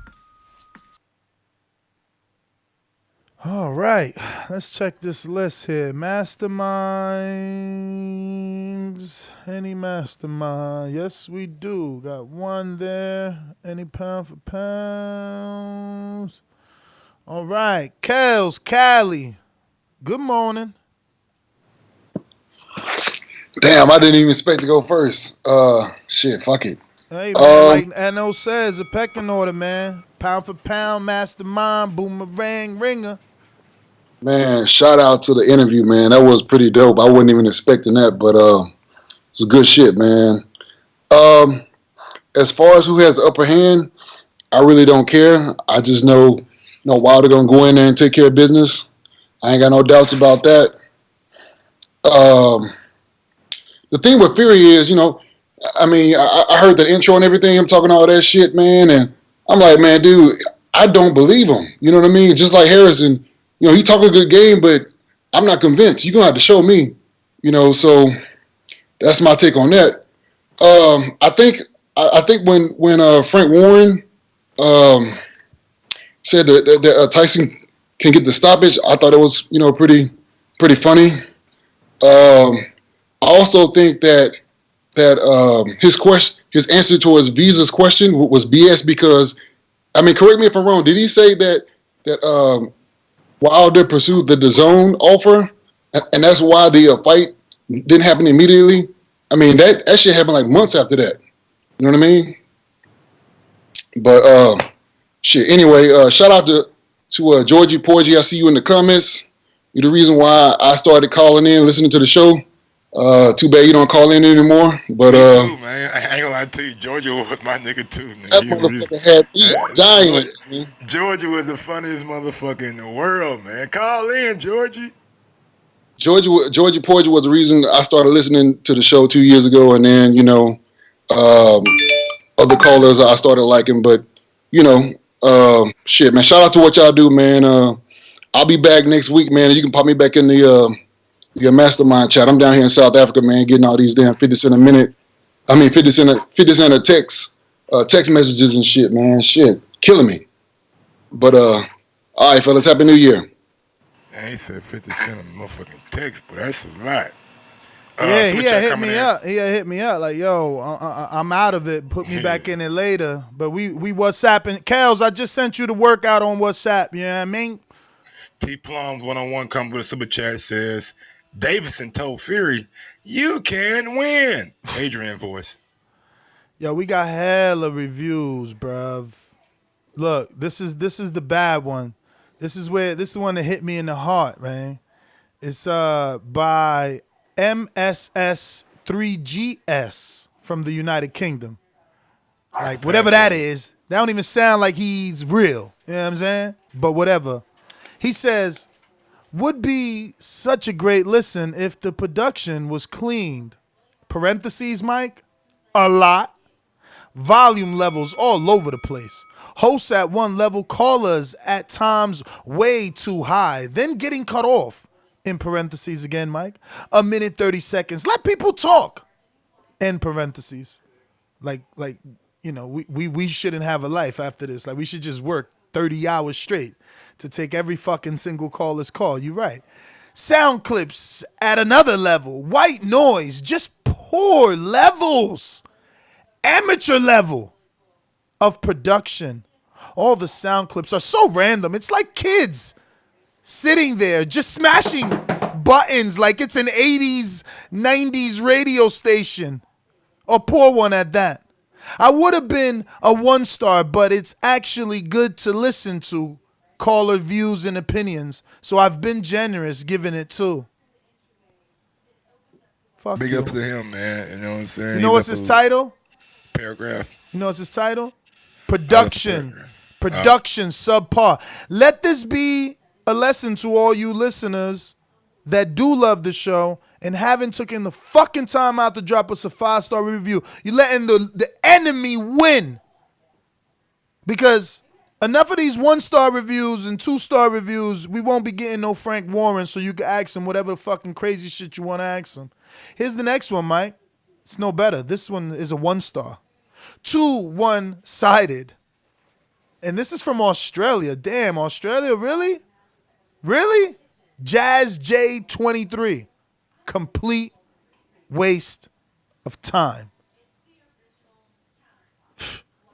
You know he don't fuck with us. That man ain't even write a paragraph like the last dude. This dude said just no. Then the next one. It comes from DR Box or DRB Box from the United Kingdom. It's a 5-star review, and it's right up my alley, man. And it's titled The TBE of Boxing Podcast. Listen daily makes my work days easy. Keep up the good work. Respect. Thank you, brother. Respect to you, too. We got a few. I'm going to get to a few, man, because it's been a minute. The next one is titled Voice of the People, and it comes by The Mandatory from Australia. Shout out to Australia. 5-star review. He says, a place to talk current boxing topics, voice your opinion, and hear what the fans really think. That's the truth. Next one is called Great Show, and it's also in the United States, and it comes from Show Kid 2005. 5-star review. Great show. Great show. Title, and, that's it. So next one is from the United Kingdom, and it's Amity. I probably pronounced that wrong, but Amity? I don't know. Amity, because he got like 3 M's in it. I don't know if he's like trying to get a certain pronunciation out of it. But anyway, it's titled Excellent Show. Ness and Mike are great. They obviously care about the sport. And yes, Ness may come across as being biased, but it's only because he is a fan rather than a journalist. He can be objective, but he has his opinions. Same thing with Mike, but it's not as prevalent with him. I really enjoy the show, and as a UK guy, it really gives me a view into US boxing from the fans' point of view, rather than the journalistic view we're fed by the usual boxing pods and websites. I'll take it. Thank you. We got another 1-star review right here in America. You motherfucker! Turncoat! Pass on this is the title, Mike. Recipe for brain destruction. Moronic, vulgar babble. Insights are few. Intrusive, frequent commercials. In short, highly obnoxious. These are kind of entertaining. I miss doing this. Great podcast is the title of the next one. It's coming from the United Kingdom. Oh, shit. Let me get my sound bites. Anytime it's like somebody I know and calls in, we going to fucking... Coach Mitty in the building from the UK. Loads of boxing content on a regular basis.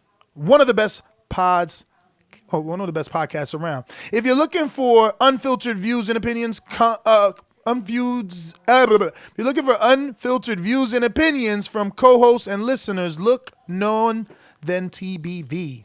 Next one is from America, and it's Mayo Holloway in the United States, and it's titled Bama, 5-star review. I love y'all show. I am gonna check y'all out on Patreon. Thanks for everything. Keep up the great work. Well, thank you. Next one is from the United States. Best boxing podcast, hands down, 5-star review. And it's Kenneth Ricks in the U.S. He says, Ness and Mike give us daily content, the best interviews from the biggest names in boxing. You can also support by going to patreon.com and becoming a Boxing Voice Patreon. Keep up the great work. Thank you, brother.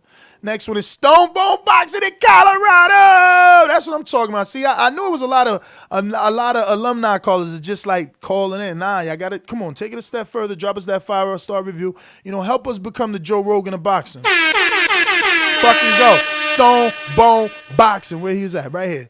Stone Bone Boxing in Colorado says, the Boxing Voice is the platform for us, the fans. That's the title. It's a 5-star review, and he says, this is the only place you can call in and talk real boxing. The callers and fans are hilarious. The chat is crazy, and the Skype after parties we do are the place for hardcore boxing fans to connect and talk boxing for hours. Hashtag Stone Bone Boxing, hashtag Omaha, hashtag Colorado. That's right. I'm surprised he didn't put Crawford. Salute to you, champ. Another 5-star review titled Best Boxing Podcast from the United Kingdom. Shout out to United Kingdom. Look, it's Matabula. That's right. That's what I'm talking. See, a lot of listeners, they be called. Yo. Let this be to everyone that's sitting on their hands right now. Been listening for 5 years, 3 years, 6 years, 2, 1, 6 months. It don't matter. Get out there and support, man. Drop that 5-star review. This one comes from Malibu, the United Kingdom. It says, Best Boxing Podcast, 5-star review, brings you the best interviews and brings you the breaking news right on time to debate everything. The next one is from Rodney in the 870. That's, man, see what I'm talking about? And I'm glad I reminded y'all because y'all call in every day. Y'all should have been done this, but thank you anyway. I think Ness and Mike work good together. They are total opposites. Ness being passionate and not afraid of confrontation, while Mike is the more analytical and methodical in his approach. This makes for a great show that will keep your attention throughout the show. They are willing to allow listeners to speak their minds, making you feel as if you are vested in this podcast, unlike other podcasts that give their opinions without rebuttal from the audience. This is a great show, and if you want to be a part of the podcast and not just a listener, come to TBV. That's right, because it's family, and his title was Teamwork. That's beautiful. That's beautiful. The next one is from JoJo the lefty. Southpaw's in the building. His is titled Best Boxing Podcast Out There, 5-star. Thank you so much. New content daily and so many point of views. By far my favorite and most listened to podcast every week. Shout out to all the new TBV listeners and enjoy. Thank you, brother. Thank you. Next one is coming from Chicago Fan 54 or Chicago Fan 5 for life, maybe? I don't know. From the United States, obviously, he says the title is The Boxing Content We All Crave. Thank you. I love being your fix. 5-star review. Part of my everyday routine. Keep it up, gentlemen. We will do. Next one is titled The Boxing Voice, and it comes from Raquel Simone in the United States. Yeah, this stainless. You got souped up. Yeah, this stainless. I just used my daughter's phone to do this for TBV for life. Ooh-wee. Number one boxing podcast. And this one comes from Josephine in the United States. He said, yeah, this stainless again. This is my youngest daughter's phone. TBB for life. So another 5-star review for stainless. That's the last one. Shout out to fucking stainless, bruh. That's what I'm talking about, man. Drop a bomb for that. Let's go. Let's go. Yo, I hope y'all all souped up now with that energy, man, and all them 5-star reviews brought, man. That's the way we do it. We went to Kel's Mastermind. We going to Super Chat coming in from Henry Brown. If Fury makes Wilder snore, LOL, Ness will go into hiding, LOL. TBB will shut down the channel until further notice. Yeah. And I keep saying Kornacki will unify. Just like when I shut down the channel when Danny lost, and then I came back out of retirement, shut down the channel again when Thurman lost. Then I came back. No, actually, I shut down the channel when the world thought Wilder lost versus Fury, and now here I am again, man. Don't forget about when Adrian Broner lost. Now. Oh yeah, shut the channel down. Henry Brown coming back with another one. Watch Dubois will be king of the heavyweight division after he KO'd the undisputed Kornacki. Yo, he love him some Dubois. Davis struggled with 38 injured Gamboa. Haney will hurt Davis. Okay. Yo, man, don't judge everybody off their last fight, man, for real. Right, so we got J Mac Boomerang. What up, J Mac?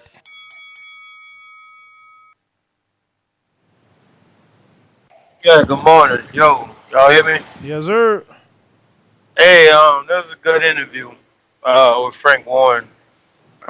I got around to that question about asking him with that weirdness with AJ wanting to spar, and he put that into perspective how it should be. How do I drop a review? iTunes. Okay. Well, I ain't gonna be long because I'm driving, so I'm probably gonna end it out. Like I said, great view, great interview. The show is based on Wilder and Fury, but ticket sales. Like it's based off that. It was a round table with Andre Ward, Timothy Bradley, them just saying that the fight is on, and them saying who has the upper hand. So basically, the question to you is, who you think got the upper hand coming into this fight? I think it's Wilder, man. Like I'm really confident in how he carries himself and his approach with this sport.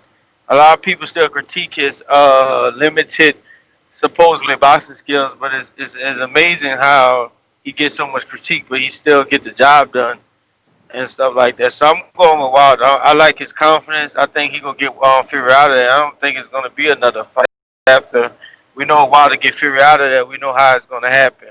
So I mean, that's pretty much who I think got the upper hand. All right, and J-Mac, I just posted the link in the chat. You can definitely click it from your cell phone and it'll open up, or you can click it from a laptop, whatever. It'll open up, and then you could drop the 5-star review. Just follow that link and drop the 5-star review. Anyone that has an iPhone, it's the Purple Podcast app. All you got to do is go to your phone, looking at it. Then you want to pull down from the top if you got an iPhone, and you want to pull out that search bar. You know what I mean? You pull out that search bar, then you just type in pod. You know, and when you type in the word pod, your podcast app will come out. Then you could go in there, search the Boxing Voice, and it'll be a little purple link that says on the Boxing Voice, like write a review. It literally takes you like 2-3 minutes. You know what I mean? Look, Stainless did it twice. That right there. That actually 3 times because he got his own under his name and 2 under his daughter's name. And that's just like the utmost support right there. Shout out to Stainless, obviously. So yeah, man. If he could do 3 on 3 separate phones, you have no fucking excuse. That's right. Check. And that's for the dude that said it's Vogel over here. Yeah, it's Vogel. Fucking Thunderdome. Super chat coming in from 7. Did y'all hear between the 9th and 10th round, Tank say something is wrong with his body?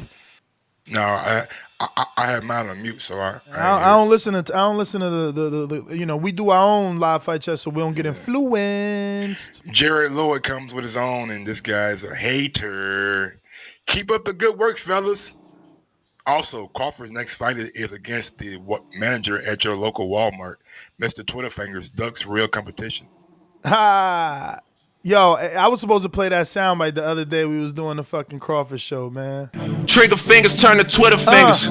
Yeah, getting body by a singing nigga. Yeah, I'm not the type of nigga that the type of niggas. Yo, they gonna come for him, man. He gotta stop that. Show today too. Huh? I think it might be another Crawford show today. Whoa, what'd he do? He had time yesterday. He had time?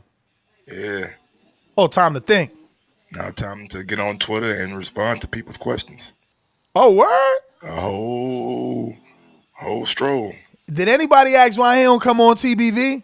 See if he kept it real? See if he kept it real? I don't know how I ain't catch it. I don't know how I ain't get. Nobody ain't send me a link. What's up with Decatur, Georgia? He should have had his alerts on. I'm trying to tell you. He would have definitely been like, why you don't come on TBV? Should have called me, man. Word is born. Let me see who we got in this motherfucker. We went to J-Matt. We're gonna go to let's go to the 3-star reviewer, man. You know? Boomerang status. Motherfucker murder, mayhem, last words of the stainless. Told you I would kill you, squeeze after I aim it. If you're talking money, then you're speaking my language. Or shut the fuck up in grown folks' conversation. The 3 5-star. Yeah, 3 5-star. I'm 15 stars right now. What's he talking about? Man, you know what it is, man. 2017 Hard Work Dedication Award winner. Stainless in this bitch, you know what I'm saying? How y'all doing this morning? We good, brother, man. Just thank you personally, man. 3 fucking 5 stars, man. We appreciate it, you know. You showing these dudes, you leading by example, man. Leading by example, man. Hey, what's fucked up, you know, because you always give me shit for this. I got a smartphone too, so, or Android, you know what I'm saying? So for me to be able to leave 3 5-star reviews is no excuse, man. All my family got Apple phones. So I just get on that shit, you know what I'm saying, and post from there. So it can be done. So and it only take a couple seconds. So I don't get That's right. That's right. Grab your little kids' iPad. Everybody giving their kids iPad to keep them entertained. Drop that 5-star review on your child's iPad. That's right. I want them yeah, all. Man, it only take a couple minutes, man. So I guess I'm gonna go ahead and ask. I'll make this question real. I need to know from every caller, especially my alumni and my people who call every day. Yo, TBV appreciation party in the Dominican Republic in May for next birthday. That's May 22nd, right? May 31st. But, I mean, I told you, man, Rich Jose is making a strong play for Bolivia. So I'm going to Canada in January. I think I got to check my ticket, but it's like 3rd week of January. I'm going to go to Canada. And, you know, we're going to see. Hopefully I get this sponsor. And then we're going to maybe do Bolivia. If he can convince me. See, I want DR. I know DR. I know that DR is cheaper. Not cheaper, I can't say that, right? Because Bolivia is the same thing, you know what I mean? So, again, I just got to see what it is Jose could present because he claims to know a lot of people. He's obviously Bolivian, but lives in Canada. But he claims to have a lot of ties over there, so... You know, that's what he's flying me out. He's flying me out, so he's dead serious, right? Like, he paid for the flight, I'm going to pose my question like this then. So all my callers, alumni, and everything else, are you fan appreciation party this year, 2020 in May? Are you coming? Yes or no, man? It might be too soon for everybody, Stainless. It might be just an intimate bunch. Yes or no, man? That's a simple-ass question, man. People ain't got to work their way around that, man. Come on with that, man. We talking TBV. That's all I got, man. As I always say, please make sure you push the thumbs up. I know I went way over my minute and a half and 3 minutes. Please make sure you push the thumbs up. Share this in every episode of the Boxing Voice podcast because it's TBV for life. And if you ain't on Patreon, it's because you stupid. And shout out to El Camino. And drop the 5-star reviews, man. Quit playing. Don't drop no 1 stars. Even if you hate the show, drop a 5-star. And but I just wanted y'all to know I hate this show, so I put a 5-star review, man. Quit playing. TBV for life. Peace. Stainless. Yeah, man. Look, Jose definitely pulling all the stops out. If everything goes good in January, we'll definitely know something. I still feel like it's gonna be soon for May, but even if it's only a couple people, and it's an intimate few, it's gonna definitely entice because that's what happened with Border Wars. You know what I mean? Border Wars was just 2 co-hosts, Keith Thurman, his trainer, maybe 3 other people, and then it was like, yo, when we recorded that and put that out to the people, to our patrons, they was like, wait, I want to be a part of that. And bro, Border Wars right now is huge. I know you don't know, but like we got like 3 new heavyweights signed up. There's a dude out here talking about he want that Doomy smoke. Like February might be the best card in the world. It's crazy. And yo, they white. But him and his pops, they doing that Roger Mayweather pad work, like boom, behind the back. It's crazy. They ready. They want that action. Then we got a southpaw heavyweight, 46 years old, but he's 200 pounds, Mike. Plays tennis every day. Bruh, sent in that footage, southpaw. No, he's serious, bruh. I'm telling you. Go look at him. You smiling because of the age. See, he wanted Supermax, and right off the bat, off them statistics, I'm like, nah, champ. Send in that footage because any man at 46 years old, 6'3", 200, nigga, you in shape. You in shape. 46, 6'3", 200. Those are European stats. If you was in the UK, I would believe you. That's okay. But American? Crazy, bruh. He in shape. And when he sent that tape, he in shape. He got that Luis Ortiz right hook. I'm telling you. Bruh, sleep on him if you want. Super chat coming in from Henry Brown. I want to make sure it's clear. I picked Dubois. Henry Brown coming back with another one. Dubois, Haney, and Bud. TBV, I claim Dipset. So, I can't really say that too much. Messiah comes in and says, just join Patreon. Big ups to you, Messiah. Thank you, brother. And Trenton Jones says, can we bring the wives to DR or no? I mean, listen, that's on you. I'm going to be honest. I was bringing mines. I was bringing my girl, but it just so that's why I like this. That's why we got it. That's why I got to go down this year because I was bringing her. But then her mom and her sisters, there's like 3 of them. It's like 3 sisters and 1 mom, right? So they was like, yo, let's do a Mother's Day trip. So I'm like, yo, you leaving me? And she's like, oh, they want to do a Mother's. I'm like, cool. I'm out for DR with my birthday with me and my dude. So, look, if shit change and she's still coming, she coming. Because I'm not that dude. I'm not trying to leave my girl nowhere. I actually enjoy going out with my girl and being on vacation with my girl. So, yeah, if you want to bring your girl, champ, man. Look, we just trying to, resort it up. Listen, that resort life, people don't understand. They don't indulge because they don't really do the research. Like, you could be living that resort life for, anywhere from like $399 to like $1,000, let's say, per person. That's if you want. It is still all included though, regardless of where you fall in at. Now, if you want to be facing the beach or opening the doors and walking out in the sand, yours is going to be up on that higher end. If you just want to, get that room and walk to the beach, then you're going to be on the lower end. And then, that's how you work that out. But definitely stay in touch with us because we will be doing it this year. We already got Enrique is 100%. I'm 100%. Jose's 100%. Anthony in Cincinnati's 100%. Obviously, Stainless is 100%. Coach Mitty in the UK is 100%. Cruz won't be because he's having another baby.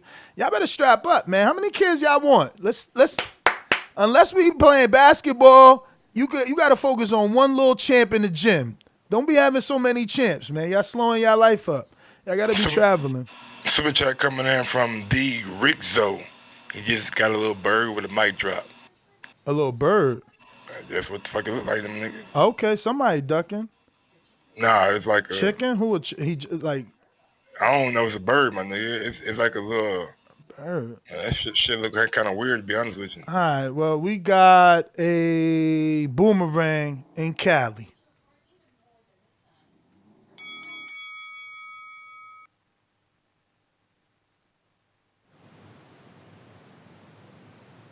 Hey, I know you ain't talking to me.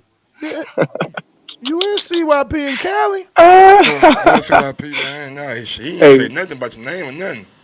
I know, man. What the hell? Hey, man, I'm Listen, still waiting for you to get that intro, man. All this time, you need an intro. On the strip. I mean, you though. heard my introduction. You heard how I introduced you to Warren, though. I said it right?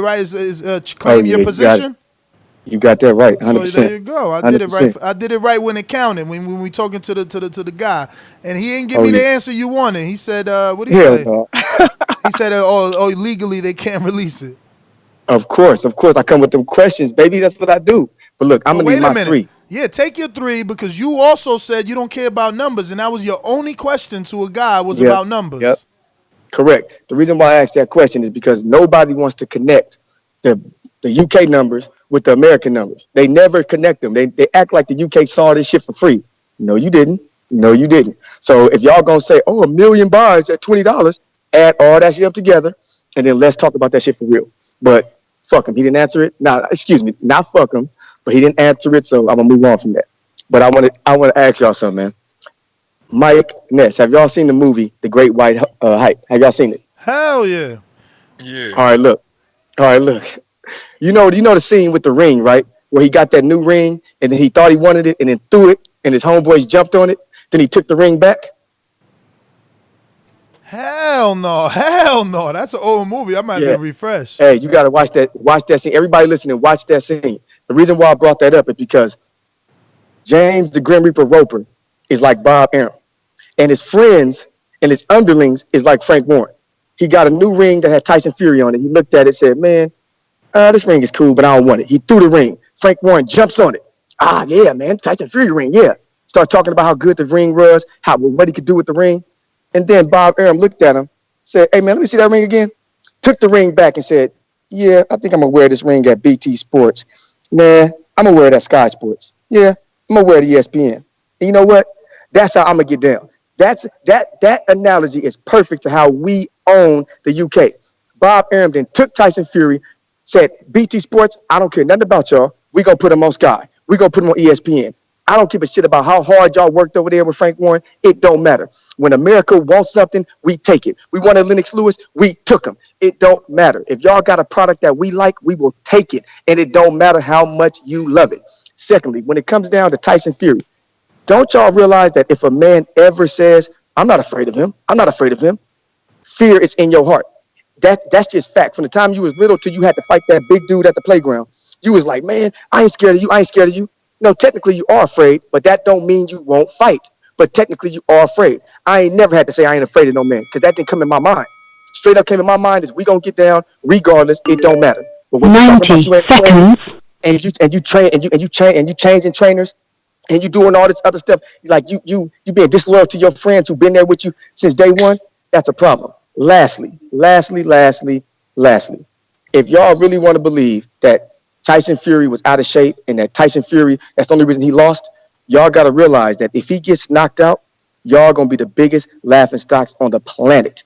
Stop using that narrative. I'm telling you this as a friend, not as a hater. Stop using that narrative. If Tyson Fury gets knocked out, it's a wrap for y'all. It's a wrap. All those tune-ups, all that hype, all that losing weight, all that losing trainers, and he still gets knocked out, y'all going to be a bigger joke than y'all are right now. Remember that. CYP out. All right. Who we got? Boom. Who's next? Boomerang. Nope. Steve Ringer, talk to us. What up, SG? Hey, what's up, guys? Yeah, good show. Enjoyed the interview. I guess I gotta eat a little crow on the Ty. I didn't think Tyson. I was telling you guys, I didn't think that Tyson was gonna take this fight. So it looks like finally we got the go ahead that it's happening. So, but I'm a little mystified with the undercard. You're saying that each promotion company is gonna have a set of fights. How's the undercard going? On the main pay-per-view, there would be 3 fights. One would be a PBC fight. One would be a top-ranked fight, and the main event would, of course, be Wilder Fury. And as far as everything else, we don't exactly know how that's going to play out. But Frank did say that there will be an undercard. That the main 3 are just the main televised 3. They'll do some streams.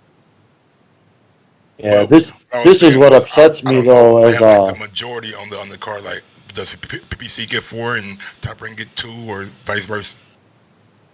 Really, me though as can't they stream? I'm sorry. Go ahead. I'm sorry. I just wanted to say that upsets me as a fan. Here's an opportunity for the fans to get cross promotional fights, and we're only going to get Wilder Fury. We could get more of PBC and Top Rank. You can't because it costs money. You know what I mean? Like Wilder, because now if you add a more expensive undercard, you got to sell more pay-per-views. Yeah, I hear you, but I think this is just an opportunity that's failed for the sport. It would be a lot better. It'd be a lot better for the sport if we could get this kind of stuff to have. This is a perfect platform. You're having a Fox and ESPN pay-per-view. I mean, what more? How much more do you want? I mean, this is a perfect opportunity to put more fighters in the limelight. If we get some kind of undercard. Definitely right, man. I just think that the finances aren't there. They won't be able to do that. Killer Ringer. What up, Killer? Sweden.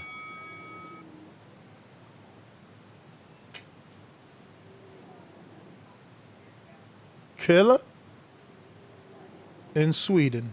Can't talk right now? Yo. I'm here. I didn't have my phone in hand. Sorry. No problem. I mean, I don't see how he can say that he estimates 2 million buys. I don't see that with this late promotional start. I can't see them selling 2 million. Man, he's just speaking it into existence, man. Bob is, Canelo Mayweather did 2 million point 4. Like, it's not too many fighters that done 2 million. Like, that's a huge number, but we'll see. What do you think is a more realistic number, Ness? Bruh, man, I'm begging for 1 million. I'm begging. You think 1 million? Really? That's quite strong.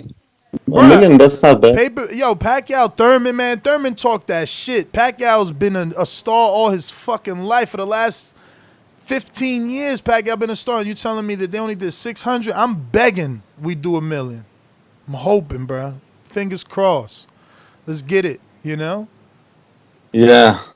I mean, with these fights with the UK fighters, I mean, I always consider myself like a fan of boxing and not of boxers, but I always choose against the UK fans just because the UK people, I mean, in my line of work, I come across Americans and British people all the time, and it's vastly understated that the British people, I mean, not all of them, but a lot of the UK people are dirtbags, scumbags as people.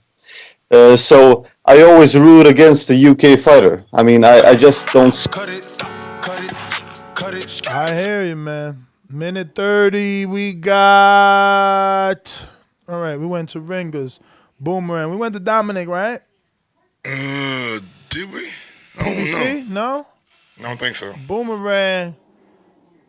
Mr. PBC, baby. Boxingvoice.com. I'm the finest. Canelo talking about he believe he can win. Go to my kitchen. The sharpest knife. I'm cut the bullshit up. I don't care what you do good. I do every fucking thing great.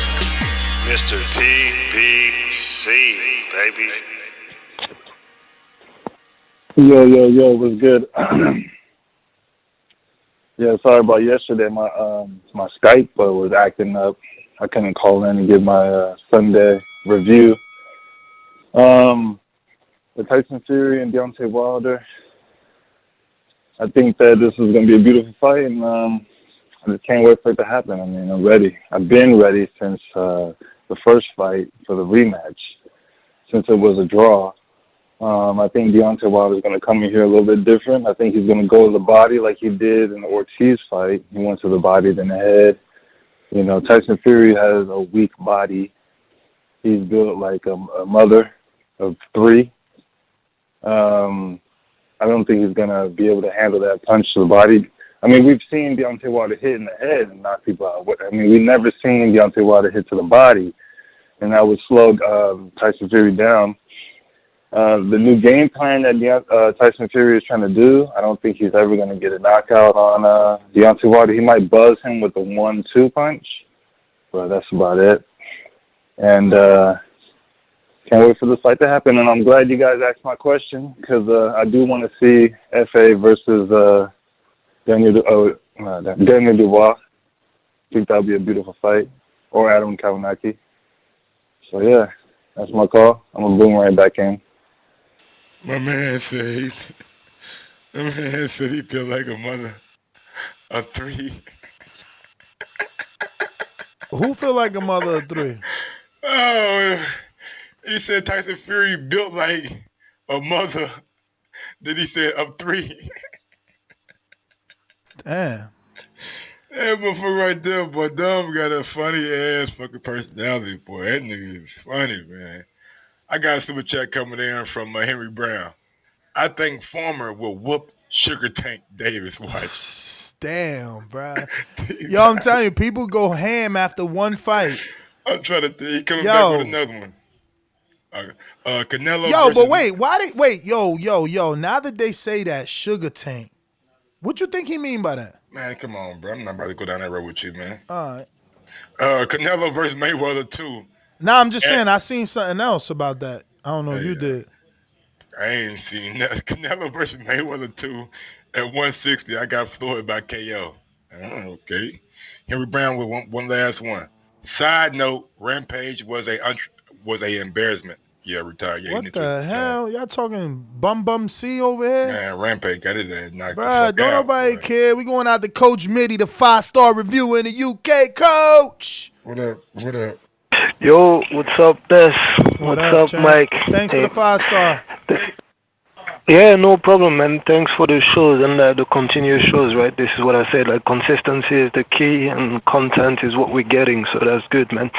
And just one thing though, don't get frustrated with some of those 1-star reviews, especially the ones like on the production level. Just take that and then fix it, make sure that there's no problem with the volume level, and then you'll be good.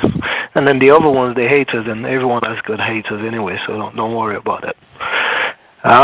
Now, the Tyson Fury stuff, that was entertaining. That was good to have Frank Warren, and he did his thing, right? He has to do the promoter stuff, and he did offer some candid questions, some candid answers, which is good.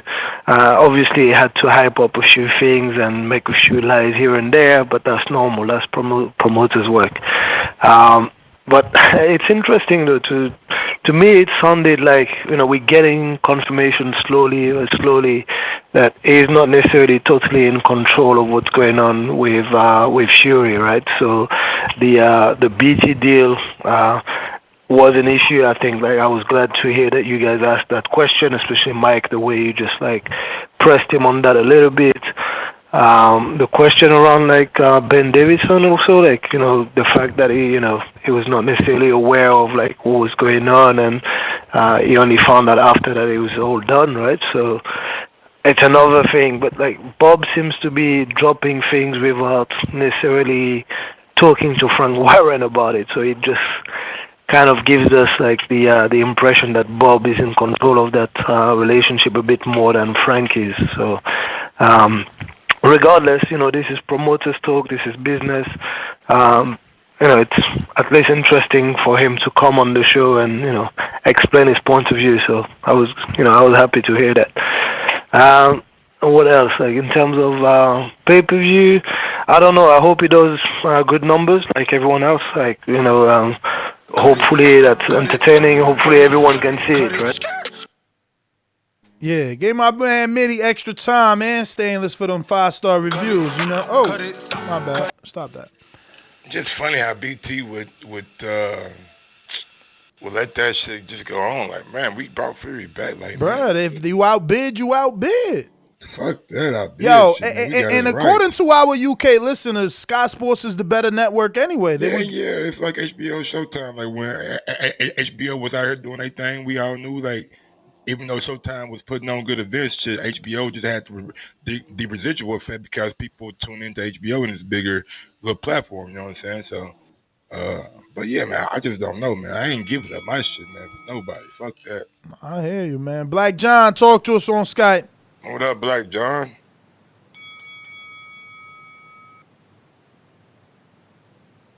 Just listening.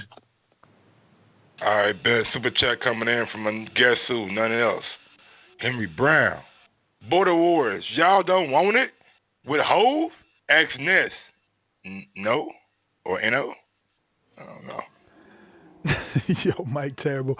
In Queen City, Cincinnati, the Cobra, what it do? What up, Cobra? What up, man? Great show. That shit with Frank was good, man. I always kind of like Frank. I halfway almost forgot the motherfucking topic. It was so good. But I guess who was the upper hand? I gotta say Wilder because I mean he's got the longevity, the consistency with the same trainer and all that. Fury keeps bouncing around. I was shocked. I was kind of surprised when he left Ben Davison, but because I mean they looked like they did him well. But I mean I guess maybe he just wants to get back to. Maybe he think he want to be a slick black fighter again. I don't know what the fuck he's doing. But the Sugar Hill thing, I mean, I agree with you. Like shit, whoa, what great fighter does Sugar Hill even got? Talking about Sugar Hill. Adonis. All his fighters been getting their ass beat. Adonis at the end of his career, and they got Adonis late, so that was they made him. Oh, okay. They made him. They got Adonis late. He was in jail. I told y'all, fucking God check one out there. Y'all see what Bear the Bee did to him. Listen to Mike sometime. Yeah, that's true. But other than who he got right now? Like all the guys he got right now getting touched up and knocked out. Yeah. You know what I'm saying? So I see the same thing happen to Fury right now. You think he gonna go in there and thinking that's Emmanuel Stewart? Emmanuel Stewart, long gone, God rest his soul. Sugar Hill ain't him. So but I missed the first 10 minutes. That's definitely true. That's what I'm saying. Man, you gotta say his full name. Hill Stewart. Yeah, his name's Sugar Hill Stewart now. Yeah, ESPN, they disgraceful, man. I don't know how they could just keep doing this, man. Like nobody ain't gonna notice that they just changing people's legacy, man. They changing names, they changing records, they don't care. El gran campeón puertorriqueño, this is Davis, Chico Trinidad. You got any excuses tonight, Roy? Let's not ask questions like that. Let's touch gloves and go to work. Tonight, Roy. Let's go to work. Like, referee, if you shut your ass up. What's going on, man? Good morning, y'all. Can you hear me? What up, King? What's up, man? Great show, man. Good interviews, as usual. I just wanted to comment. Somebody had did a super chat or something talking about Tank had said that his body feels weird in between one of the rounds, and I did catch that, and I was surprised. I really haven't heard anybody say anything about it. But yeah, he had told Calvin, he said, man, my body feel weird. Calvin said, man, you all right, you fine. To me, it sounded like he was extremely tired, and he's probably not used to that. You know what I'm saying? But and it was like 10th round or something like that. He said it in between the rounds. But yeah, other than that, man, who has the upper hand? I'm gonna say Wilder because he's got the right hand. And that's really all that matters at this point. What they've done since the first fight should be proof enough as to how this next fight is gonna go. I'm excited that the fight's going down.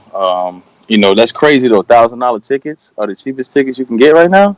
That's bananas, bro. Right now. But That's you know how it bananas, go. man. I just locked in my tickets for the fight in Miami with Andre Keeler. Shout out to Eddie Hearn for keeping them cheap. You know what I mean? I got some nice lower bowl tickets for like $220 right now. For me and my wife. So shout out to Eddie Hearn, man, keeping them. $220? Yeah, they was about a 110 each. With the fees and That ain't bad everything. at all for lower bowl Man, like that. hell no. That's what I'm saying. So shout out, cause that's Super Bowl weekend in Miami And too. what So it's gonna be what's that? crazy down there. Is that the Heat Arena or somewhere else? It's a brand new arena they're building, and that's actually the first event. The Dazn event is the very first event, and then they got like a Lady Gaga concert Saturday, How and many some seats other do I stuff hold? coming on. I don't know, bro. I couldn't find that information, man. It's very limited information on the venue. I just know it's a brand new place, and the very first event is the fight. So I'm excited to go check it out. It looks dope though. They're doing it on like a little island out there in Miami, by where you go to the cruise ships in Miami and It's shit. on an island. Yeah, so Eddie doing his thing, man. Shout out to Eddie, because I seen on Patreon the Holyfield fight in Daytona, which I want to go to, and the tickets for that are damn near the same price as going to Miami, man. So Eddie keeping them tickets low, man, which I appreciate. Super chat coming in from Henry Brown. Why is Floyd protecting Sugar Tank Davis from Gary? Yo, Gary is out here talking hella shit. N.O., do you want to come straight in? It's Mastermind. Or you need time to catch up? We know how you do it, you hear me? You come Yeah. Give me some time. All right, we coming back to you. We going out to Huang in the BX. What up, Juan? Yo, I didn't even know I pressed one, bro. I was just listening. No doubt, Juan. Thanks for the support. Rel in New Mexico. Hell, Rel, what's the business? Yo, shout out TBV. Thanks for that interview with Frank Warren. That shit was good. And I want to shout out CYP. That was a good acknowledgement he made earlier, and I paid attention to it. I got to see the movie. What was the name of that movie you said? Great White Hype. Great White Hype. All right. And as far as Tyson Fury and Wilder, I just want to make something clear to the public. If Wilder beat Fury in his fight, now a lot of people not gonna like what I say, but it's the truth. On paper, he will have more title defenses than Ali. He will have 11 title defenses with the WBC franchise, which is the original belt.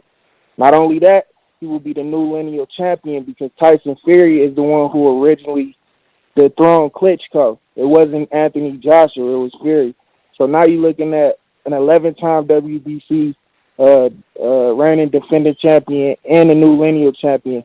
There's no way that Anthony Joshua can call himself the greatest heavyweight in his era if he vacates one of his belts and decides not to fight Wilder and, make it to where I have too many mandatories or any type of excuse not to fight Wilder. Like, you can't have a Deontay Wilder and an Anthony Joshua in the same era and the fight not happen.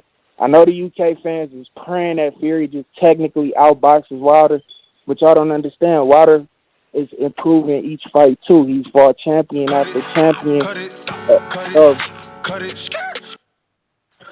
Jay, Colorado.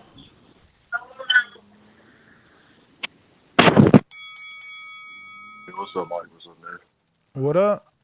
You hear me? Yes, sir. Yeah. Shout out TVB. Yeah, I just dropped that review a little bit ago, so yeah, shout out. Just trying to support. I fuck with the interview. Fury and Wilder. I think a lot of us we just thinking Wilder gonna go and knock him out, but you already know we think Fury can box him off. But what we saw against Luis Ortiz, Luis took him to the 7th round until he got hit with that right. And I don't know, Fury he can stay away from a punch a little bit better than Ortiz can. But ever since that Dominic Brazil fight, Wilder been throwing that right a little bit more straight. He been throwing it different, so we gonna see. And we just waiting for this matchup to go. But next, you get my message on IG. What's your name on IG? It's Jay Billy. And you sent it to my personal one? That's GTO? Yeah, that was me. Yeah, that was me that called in last night, Jamie, on Skype, because I couldn't get in on the block. Yeah. Let me see. And your name is what on here? It's Jay Billy. like J Billy 00, something like that. But I just made it last night. Oh yeah. It was a request. I see it. Just accepted it. Yeah, All right, we'll myself. talk. Yeah, Talk get to you back to there. me, chop it up. Yeah, myself. All All right. right, yep, y'all stay up to the next one. All right, fam. Jay in Colorado, thanks for calling in. We're going out to Stonebone Boxing in Colorado, right? We didn't go to him yet, and he dropped us that 5-star review. What up? What up? What up, Yeah. champ? Thank you for the 5-star, man. First and foremost. Oh, no doubt, man. Stainless gave me an idea and shit, man. I had to buy iPads for my business and shit, so I just grabbed one of the iPads and did another one, man. So I'm gonna start dropping one every now and then from the iPads. So y'all gonna see my name a couple times on there. And I think it was a good interview, man. I like Frank Warren, man. He always give you that. I don't know, him and Bob Barrymore, those. I mean, those old heads. You know, it's good to hear them, even though you might not agree with everything they saying. They do what promoters do. You know what I mean? Like that's the only sometimes my only problem with some of the PBC fighters is they are promoted sometimes by a promotional company, but there ain't really a voice that speak for that fighter. You know what I mean? Like Leonard was in Wilder gym promoting his fight, but he bigging up Tank, talking about Tank the biggest star. Like what? You in Wilder gym, the biggest star, and you talking about a guy who getting 400,000 views versus a guy doing 1,000,000 views. So that's the only Well, I problem. mean, you taking it out of context because he said Tank the biggest fight for 126, 130. All them, he ain't go up past Wilder. He stood in his, from 140 to 126. He said Tank the biggest fight from 140 to 126. No, he said that Tank is the biggest star in boxing. He said Tank is the biggest star in boxing. Like what? Oh no, man. Leonard be talking. He just like Bob. Them promoters be talking, man. So keep doing y'all work, man. Keep putting in this work. Hey, your birthday in May too, man. Mine May 21st, man. So if y'all in May, man, shout out to all the May babies in this motherfucker. The Geminis, you know what I mean? I'm gonna holler at y'all next show. For sure. Definitely, man. May 31st, yo. Shout out to all the Geminis. Let's see what we got. Buwami, talk to me.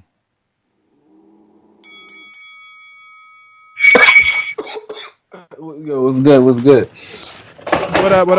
Now, let me go. But I'm gonna say this. Y'all already know I'm a Deontay Wilder fan, but the brother ain't getting his credit. I'm gonna be real. He's going against a man that's saying he's gonna come in at 280. That's 60 pounds. He got at least an inch and a half reach on him. If Deontay Wilder pulls this off, this is gonna go down as big as Ali beating George Foreman. That's how I look at it. He's the underdog. Do I want him to win? Yes. Does he have a right hand? Yes. Has he became a great boxer? Yes. But these people aren't gonna give him his credit until you praise this guy like he's the greatest boxer. They say he's the greatest boxer. They say he's the best. So when Wilder wins, I want everybody to bow down, similar to what AJ said, but really bow down and respect it, because we'll check it. But that's my thought. All right. Yo, hey, yo, Joe Buttons broke up with Sin Santana? Bro, I don't know some shit about that, bro. What? My time is fully invested in sports. What? Fully invested. You must ain't seen how good she look. You wildin'. Yeah. Scott Mike right here, man. A lot of bad women in We the going world. at Computer Program 1, what it do? CP, what up, homie? Yo, what's going on, guys? Can you guys hear me? Yep. Yeah, that shit was hella funny, man. He came out of nowhere with that. Yo, Joel Santana or what did you say? Joe Budden broke up with Sin Santana? Yeah. I mean, yo, she right, bruh. Like you Yeah, I'm can't, gonna have to you check her can't, out, you man. can't let that slip, man. Joe better get a handle on that. Damn. Damn, I have a few things to say, actually. I dropped that 5-star review as well. Fucking, dude, I was gonna say something, but I completely blanked on it. Oh, yo, I'm from California, man. Betting isn't legal here. If anyone could help me out, like, I'll shoot you the bread on Venmo or some Nah, shit. just bet on mybookie.ag or Is that legal in California? Yes, sir. Or shit. Five Dimes is the other one that Mike used to use. Okay. Okay, word for sure. Because I've been listening to that betting show, and I'm trying to make that money to go to that appreciation party. You feel me? For sure, man. Yo, listen. Speaking of money, Wilder. Oh shit, John. My bad, John. My bad, John. My bad, John. I see you now. My bad. My bad. But yeah, Wilder's plus money, man. If y'all believe in Wilder, he plus money. Mike, I sent you that. Man, I'm in on that. I see Mike head shaking. Yeah, now, huh? Yeah, I already put my shit in. That should be. I looked that shit a long time ago. I put my shit in like last week. Yeah. So computer program, that's all? Going once, twice? Oh shit, my bad. I didn't know I was still on the line and shit. No, that was a great interview with Frank Warren. I actually checked out that whole thing. And also, what was that shit you guys were talking about earlier? I tuned in a little late about someone switching their name on Top Rank. I've been seeing ESPN doing a lot of weird shit like that recently. Yeah, man. They changed Javon Hill's name to Sugar Hill Stewart. Oh my god. What the fuck, man? They're wilding at ESPN, man. I don't know. I feel like they could just do whatever they want and they expect to get away with it. Nah, they getting away with it. Or they're But let me get to some other callers, brother. Thanks for calling in. We're going out to New Zealand. L-Dog, talk to me. I mean, she cool. She cool. Oh, yeah. What's up, Scott? How's it going? What's going on, L-Dog? Not much, man. I was trying to call in the other day when I was listening and CYP was, speaking some bullshit. I swear the C must stand for clueless, but that's besides the point. Gervonta Davis, I wouldn't say he was exposed, but he failed to meet expectations. And I honestly don't think that Lomachenko fight is close anymore. I always thought Lomachenko makes him quit. Now I think it's confirmed. I just think Loma will drag him to where he gets tired, start taunting him. And Tank is someone who has a big ego. He has everything handed to him in his career. Look at all the belts he's had handed to him. And when he's finally in there with someone who's making fun of him, he can't land any punches, he's tired, I just think he'll quit, But I think a better fight is Luke Campbell versus Davis. And I would actually favor Luke Campbell to beat Gervonta Davis by a decision. I'm not sure if he'd get the decision, but I think he would beat Davis. I think he's too big. He knows how to box at distance. He's been 12 rounds with Lomachenko. He can spar Josh Taylor. I think he'd be ready for that.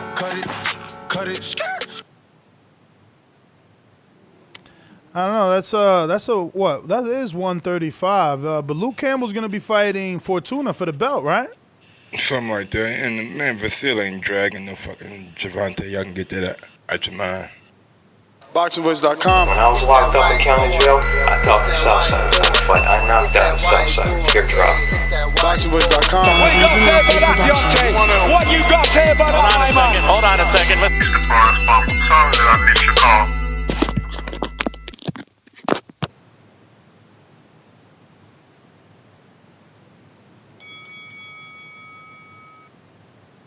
So, just listening?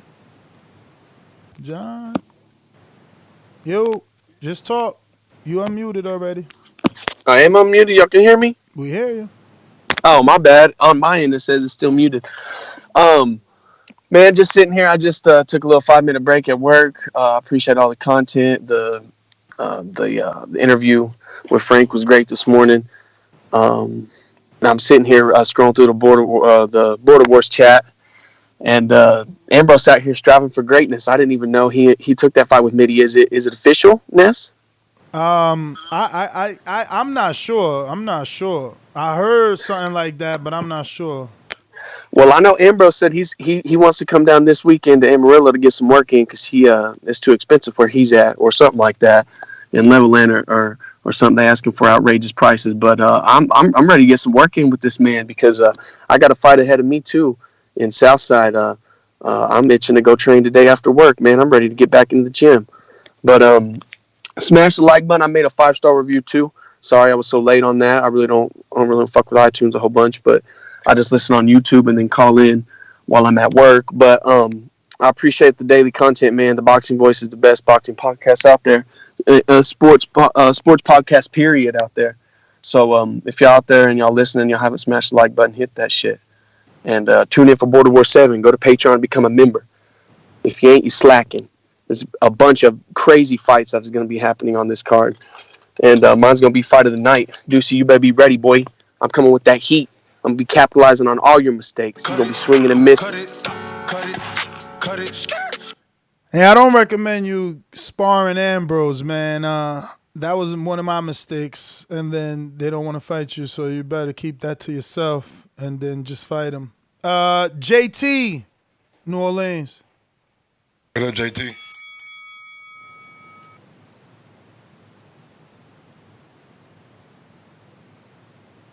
Yeah, what's up, man? I just got on the show, so what's the topic, man? What we talking about? Who got the upper hand? Wilder Fury, Frank Warren interview. Oh, okay. Who got the upper hand? Wilder always got the upper hand. I mean, when he put him down, almost knocked him out in the last fight. So Tyson, that's in the back of Tyson Fury head. So trust me, he thinking about that the whole time. That's why he want to get another trainer. So yeah, of course Wilder got the upper hand in that.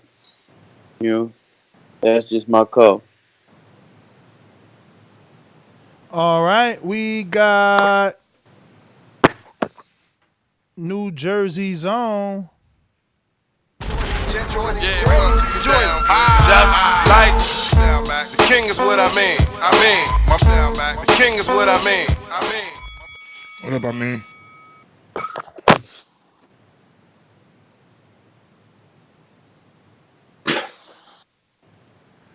mean? Going once. You gotta unmute.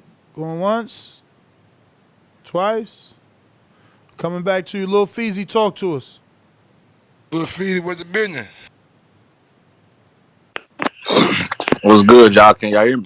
Yes, sir.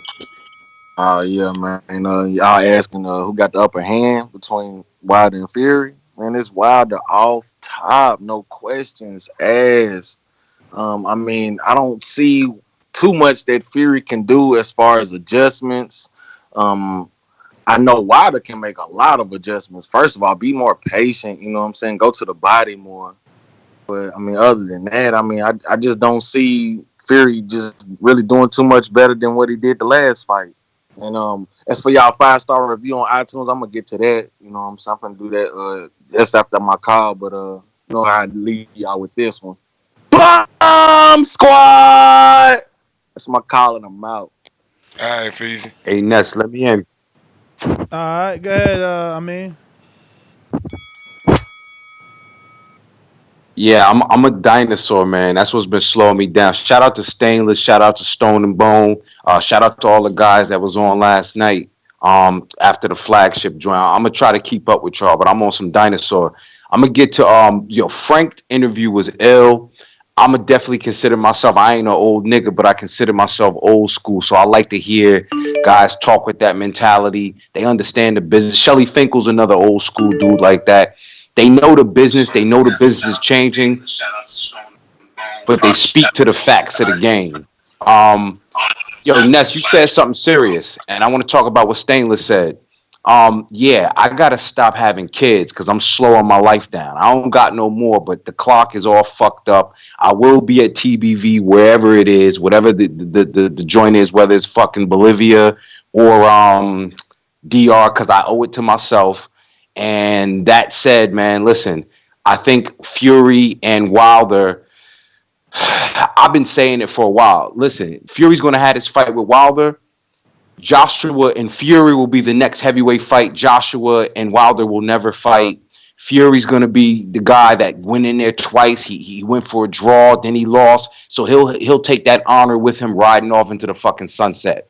I got to get back to work, fellas. I always love what y'all do. Shout out to everybody. TBV, I'm out. King Amin, New Jersey. Thanks for calling in. Vito, Malaysia. Talk to me. What up, Vito? What's up? What's up? Can you hear me? Perfectly. Okay, good. First of all, who's that CYP guy bringing that fucked up analogy with a ring, talking about the Great White Hope, or someone brought a ring through a ring up? That shit doesn't make any sense. I agree with the other caller, and CYP always talks a lot of rubbish. Unfortunately, I don't get to call often because most of the time I miss the show, but I do listen to it afterwards. Now, as for the whole Tyson Fury, who has the upper hands, I think Tyson Fury does. And the smartest thing Wilder is doing right now is staying off the conference or whatever they were supposed to have. The Wilder didn't show up because Tyson Fury did get to Deontay Wilder's head the last time, so he's trying to avoid that. Then, as for the Frank Warren interview, I don't know why you people just hate at the end so much that whatever Frank Warren says makes sense. How can you say AJ should vacate his belt just to wait for the fight with Fury and the winner of Fury and Wilder? That doesn't He didn't make say any that. sense. He said, He said well, that. He said that in an interview. He said that. and then Yes. Mike asked him about it, and he said on our interview that he said, well, AJ's probably gonna have to vacate one of the belts. That's what he said. What he said that if I was AJ, I would vacate a belt. But Now, gotta get yourself a little boomerang if you wanna rock out double time. Who is next? And no, you when you ready, you know what to do. Pat in Beantown. What up, Pat?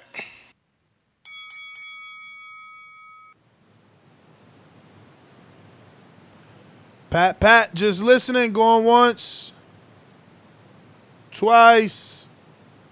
Cool. Brandon, Cincinnati. What up, B? What up, Ness? What up, Mike? What How up? it sound? I'm good. Yep. I'm good. Yep. Shit, to answer your question, man, I don't fucking know. I mean, the shit could go either way. Shit. Wilder could feel like he got the upper hand. He dropped the motherfucker twice. Hurt him. Shit, Fury could feel like he got the upper hand because he got the fuck up and arguably won the rest of the round. So, at the end of the day, man, does it really give a fuck? Should we really give a fuck? Does it really matter? Shit, they about to fight anyway. So, we gonna find out who's gonna have the upper hand when they get in the ring again. But that's all I got to say about that. But as far as that interview, shout out to y'all for asking my question. Sound like Frank Warren saying, man, they ready to go at the ball in Shakur Stevenson hand, and I don't think he gonna duck no smoke. So hopefully we get that fight soon, man. That's gonna be a good one. So that's my call. All right, B, man. Shout out to you. All right. We got Rod in the 870. What up, Rod? Hey, what up, man? Hey, I didn't hear the Frank Warren interview. Hey, I was had to go to the customer earlier this morning and then slept in after that. So I'll catch it after this call. But as far as Wilder and Fury, to me Wilder has the advantage because and I'm not saying that because I'm a fan of Wilder, but me just looking at everything. You know, he was coming off a 9-month layoff when he fought him the first time, and then by the 9th round, he started timing him up pretty good, catching him. And then as we saw Fury in other fights, he was hittable. And I think Wilder understands his mistakes. He was too anxious. He was overshooting the right hand. I think those are easy to correct. There's not anything that's not that he can't do. I think it's easy to correct those. And we have to remember Wilder has a sneaky strong chin, man. I've seen Wilder get hit with some shit where he should have went to sleep and he just walked right through it. That's my call. All right. You know who I would love to get on this show, man? Stephen A. Smith, man. You don't think that'll take us over the top? Nah. I mean, yeah, ain't bring got in that more cash, subs for sure. You definitely bring in more subscribers. Stephen A. Smith, boy, that's one right there. You gotta catch him on the fly. Yeah, I met him before. He's pretty cool. Met him in Vegas at Mayweather Pack. We got Star Steph. Talk to us. What up, Star Steph? Yeah, man. Shout out to you, lot. Happy Christmas and all that. I haven't spoken to you lot over Christmas. Likewise. With the fight, as it's a draw, I guess it's just who can make the better adjustments. And from what we've seen from Deontay, he seems a lot more with the Ortiz fight. He seemed a lot more measured, weighted, a lot more. I mean, I know people would say it was more boring, but he just seemed like he knew what he was doing more. Um, Fury, he's a slippery fighter. To be fair, he's good at the arts of boxing. So I'm not sure if the more patient style would work, or maybe it would just throw him off a bit. So I don't know. I guess it's just who can make the better adjustments. What do you guys think? Yeah, it's gonna be come down to some adjustments because it's just the second fight. Both guys know each other. Whoever makes the better adjustments, whoever sticks to their game plan better, will be the victor. I just think that Do you, with what. Go ahead. do you think the more patient style would work for Deontay, or do you think it needs to pressure him more? I remember I Ness was think more onto him I think you have for to pushing the fight. apply a little bit more pressure to Fury. I don't think you can sit back and really box guys. Ortiz had to come to Wilder. In this case, Wilder's going to be the shorter man, so he'd be going to become the Fury a lot more. Cut it, cut it, cut it, cut it. CYP. What up, CYP?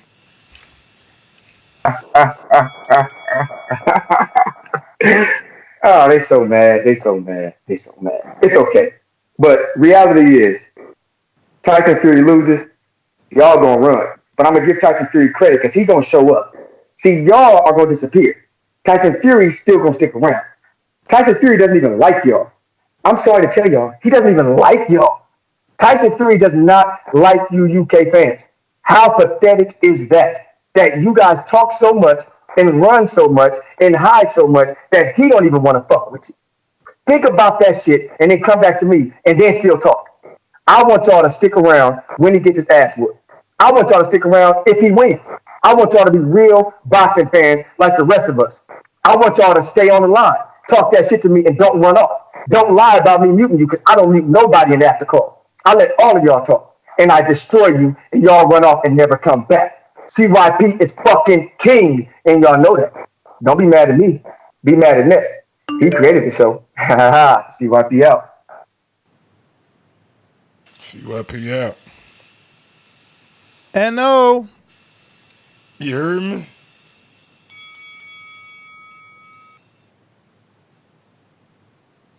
Whoa. Look, Ness, give my caller, Stonebone Josh or Brandon Maurice, you hear me? That nigga said 3 names. Alright. I guess Who on? Josh got a boomerang, so we'll go to Stone Bone Boomerang. What up, Stonebone? Oh, I don't think Stone Bone did. Shit. And Brandon ain't there neither. Well, Josh, you up. Josh ain't there neither? That's JT. Fuck it then. You want to do JT? Yeah. Alright, JT.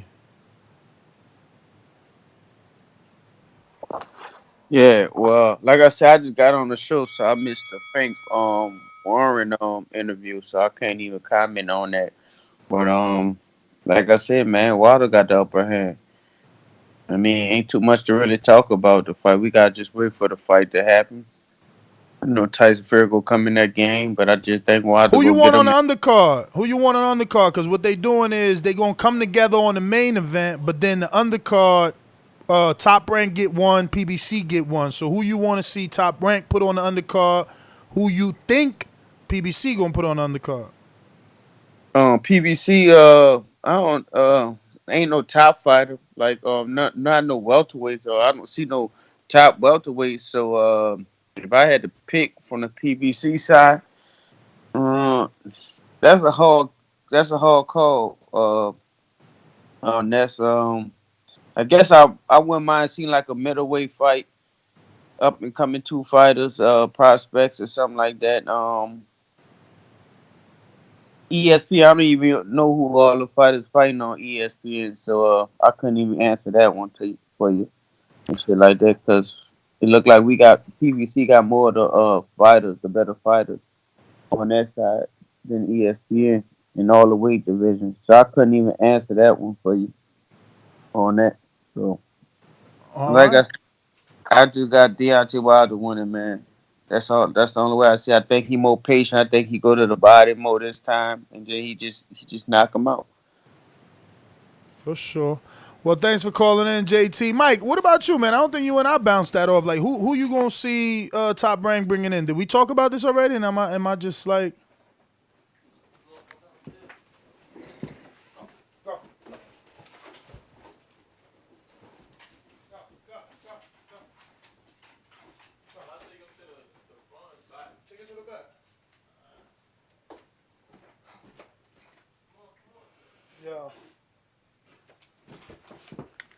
Damn, Mike, why you always muted, champion? Damn, nigga, I've been talking about. I would like to see Erickson Lubin on that card. To be honest with you, I think Erickson Lubin is definitely a name that could possibly, you know what I'm saying, help that card out. He's not like a big star, so the money for Erickson Lubin won't be that great. You know what I'm saying? So I think Erickson Lubin versus maybe. Who's that 154? That would be a good matchup on PBC. Maybe like an Austin Trout. I know Austin Trout probably seen his better days, but you just got to think it's a pay per view and they trying to save money, and you got to think that maybe that's a good matchup. Maybe Erickson Lubin and a Terrell Gachet could be a good matchup for that card. A different clash in styles. Gachet is more of a boxer. He's been in there with Laura. You know what I'm saying? Erickson Lubin might be that might turn out to be a pretty decent scrap. Far as the top rank side, honestly, it's gonna be in Vegas, so maybe you bring out maybe Oscar Valdez and put him on that card against somebody, you know what I'm saying, or maybe yeah, maybe yeah. I think Oscar Valdez is probably the best name. He's a big name and he's not really that expensive either. You know, but he'll be tuning up then, right? Absolutely, Because they can't afford to do nothing too big. So, you know, that's a good name to bring in the Mexican pay-per-views, Mexican-American pay-per-views on the top rank side. Hopefully they'll be willing to do a big name like that. But if they do a big name like that, you said Lubin for PBC? Yeah, I was thinking about like the 154 division. You know what I'm saying? You get Lubin some exposure, and Terrell Gachet, I mean, don't really cost much, but he is coming off of a draw, which a lot of people thought he won that fight against Austin Trout. Thought he got robbed, so I think that fight could be. It makes sense monetarily. You know what I'm saying? Maybe not for that exposure. You know what I'm saying? But it makes sense. You know what I'm saying? Both guys are not really big time names and not making big time money. I mean, I guess you could get that fight on there and hope that it's drawing in the hardcores, but I don't know that one is the one that is gonna like appeal to the casual. Like bring in buys is basically what I'm saying. I don't know if that's the one. But looks like we going to our last caller. It is Mr. PBC on the Boomerang. What up, Dom? Yo. Hey, I would like to see him in the card. Some good middleweights. I still would like to see maybe a big time PBC fighter on the card to make it sell more. You know, competition with Top Rank since they are joint for this fight. Top Rank and PBC. I think maybe one of their top middleweights versus our top middleweights. Since we're versing heavyweights versus top heavyweights, I mean, that would be a beautiful fight. I would say the top middleweight. I don't really know that many of the top middleweights, to tell you the truth. But, I don't even think they got top middleweights, bro. Like Rob Brandt and Ryota Marotta, those are the two that they have. Other than that, that's it. I mean, I wouldn't mind seeing Rob Brandt on there either. You can. He's hurt. He's in he got his arm in a sling. I don't know what they're gonna do next. You know what I'm saying? Like you like you gotta think they're gonna try to bring in that Mexican, you know what I'm saying, aspect. You know what I'm saying? Just cause it's on the West Coast and it's in Vegas. You know what I'm saying? And that's gonna bring in more. Yeah, that's why I like your Valdez suggestion. I think Valdez and Leo or Valdez in the return of Abner Mares. Who you think Yeah, on that'd be good. That'd PBC? be good. I'll return to Evan Mares. That's smart. Yeah, That's bring smart. But how? Abner said he's cleared. Abner's back in the gym. Bring Abner back in the tune-up on the pay-per-view. He's got the Mexican American. You guys good? Ooh, what about Jose? Nah, he's fighting up. Ramirez is Yeah, Ramirez is fighting. busy in China. Yeah, PBC, you yeah. You're done? not getting nothing? Yeah, you done. Yeah, I'm done. All right, man. Yeah, nigga Next ordering food GTO, and shit. Instagram, and Twitter. Catch us on the next one. Should be doing an episode of Unguarded for Border Wars. Remember, head on over to Patreon. We got like 3 new heavyweights. Morocco Joe, Bishop from Juice. And I don't even know what we calling Israel Weber yet, man. But him and his father, they influenced by Mayweather and Roger Mayweather, and they doing the Roger Mayweather pad work. They got their own gym in their house. It may look like a barn, but it's still official because the barn's as big as hell. I mean, he got everything in there, and you can tell they've been watching boxing many, many, many years. Yo, and my man ain't coming for the bottom. He don't want no test. My man said, yo, send me all the footage you got of Doomsday.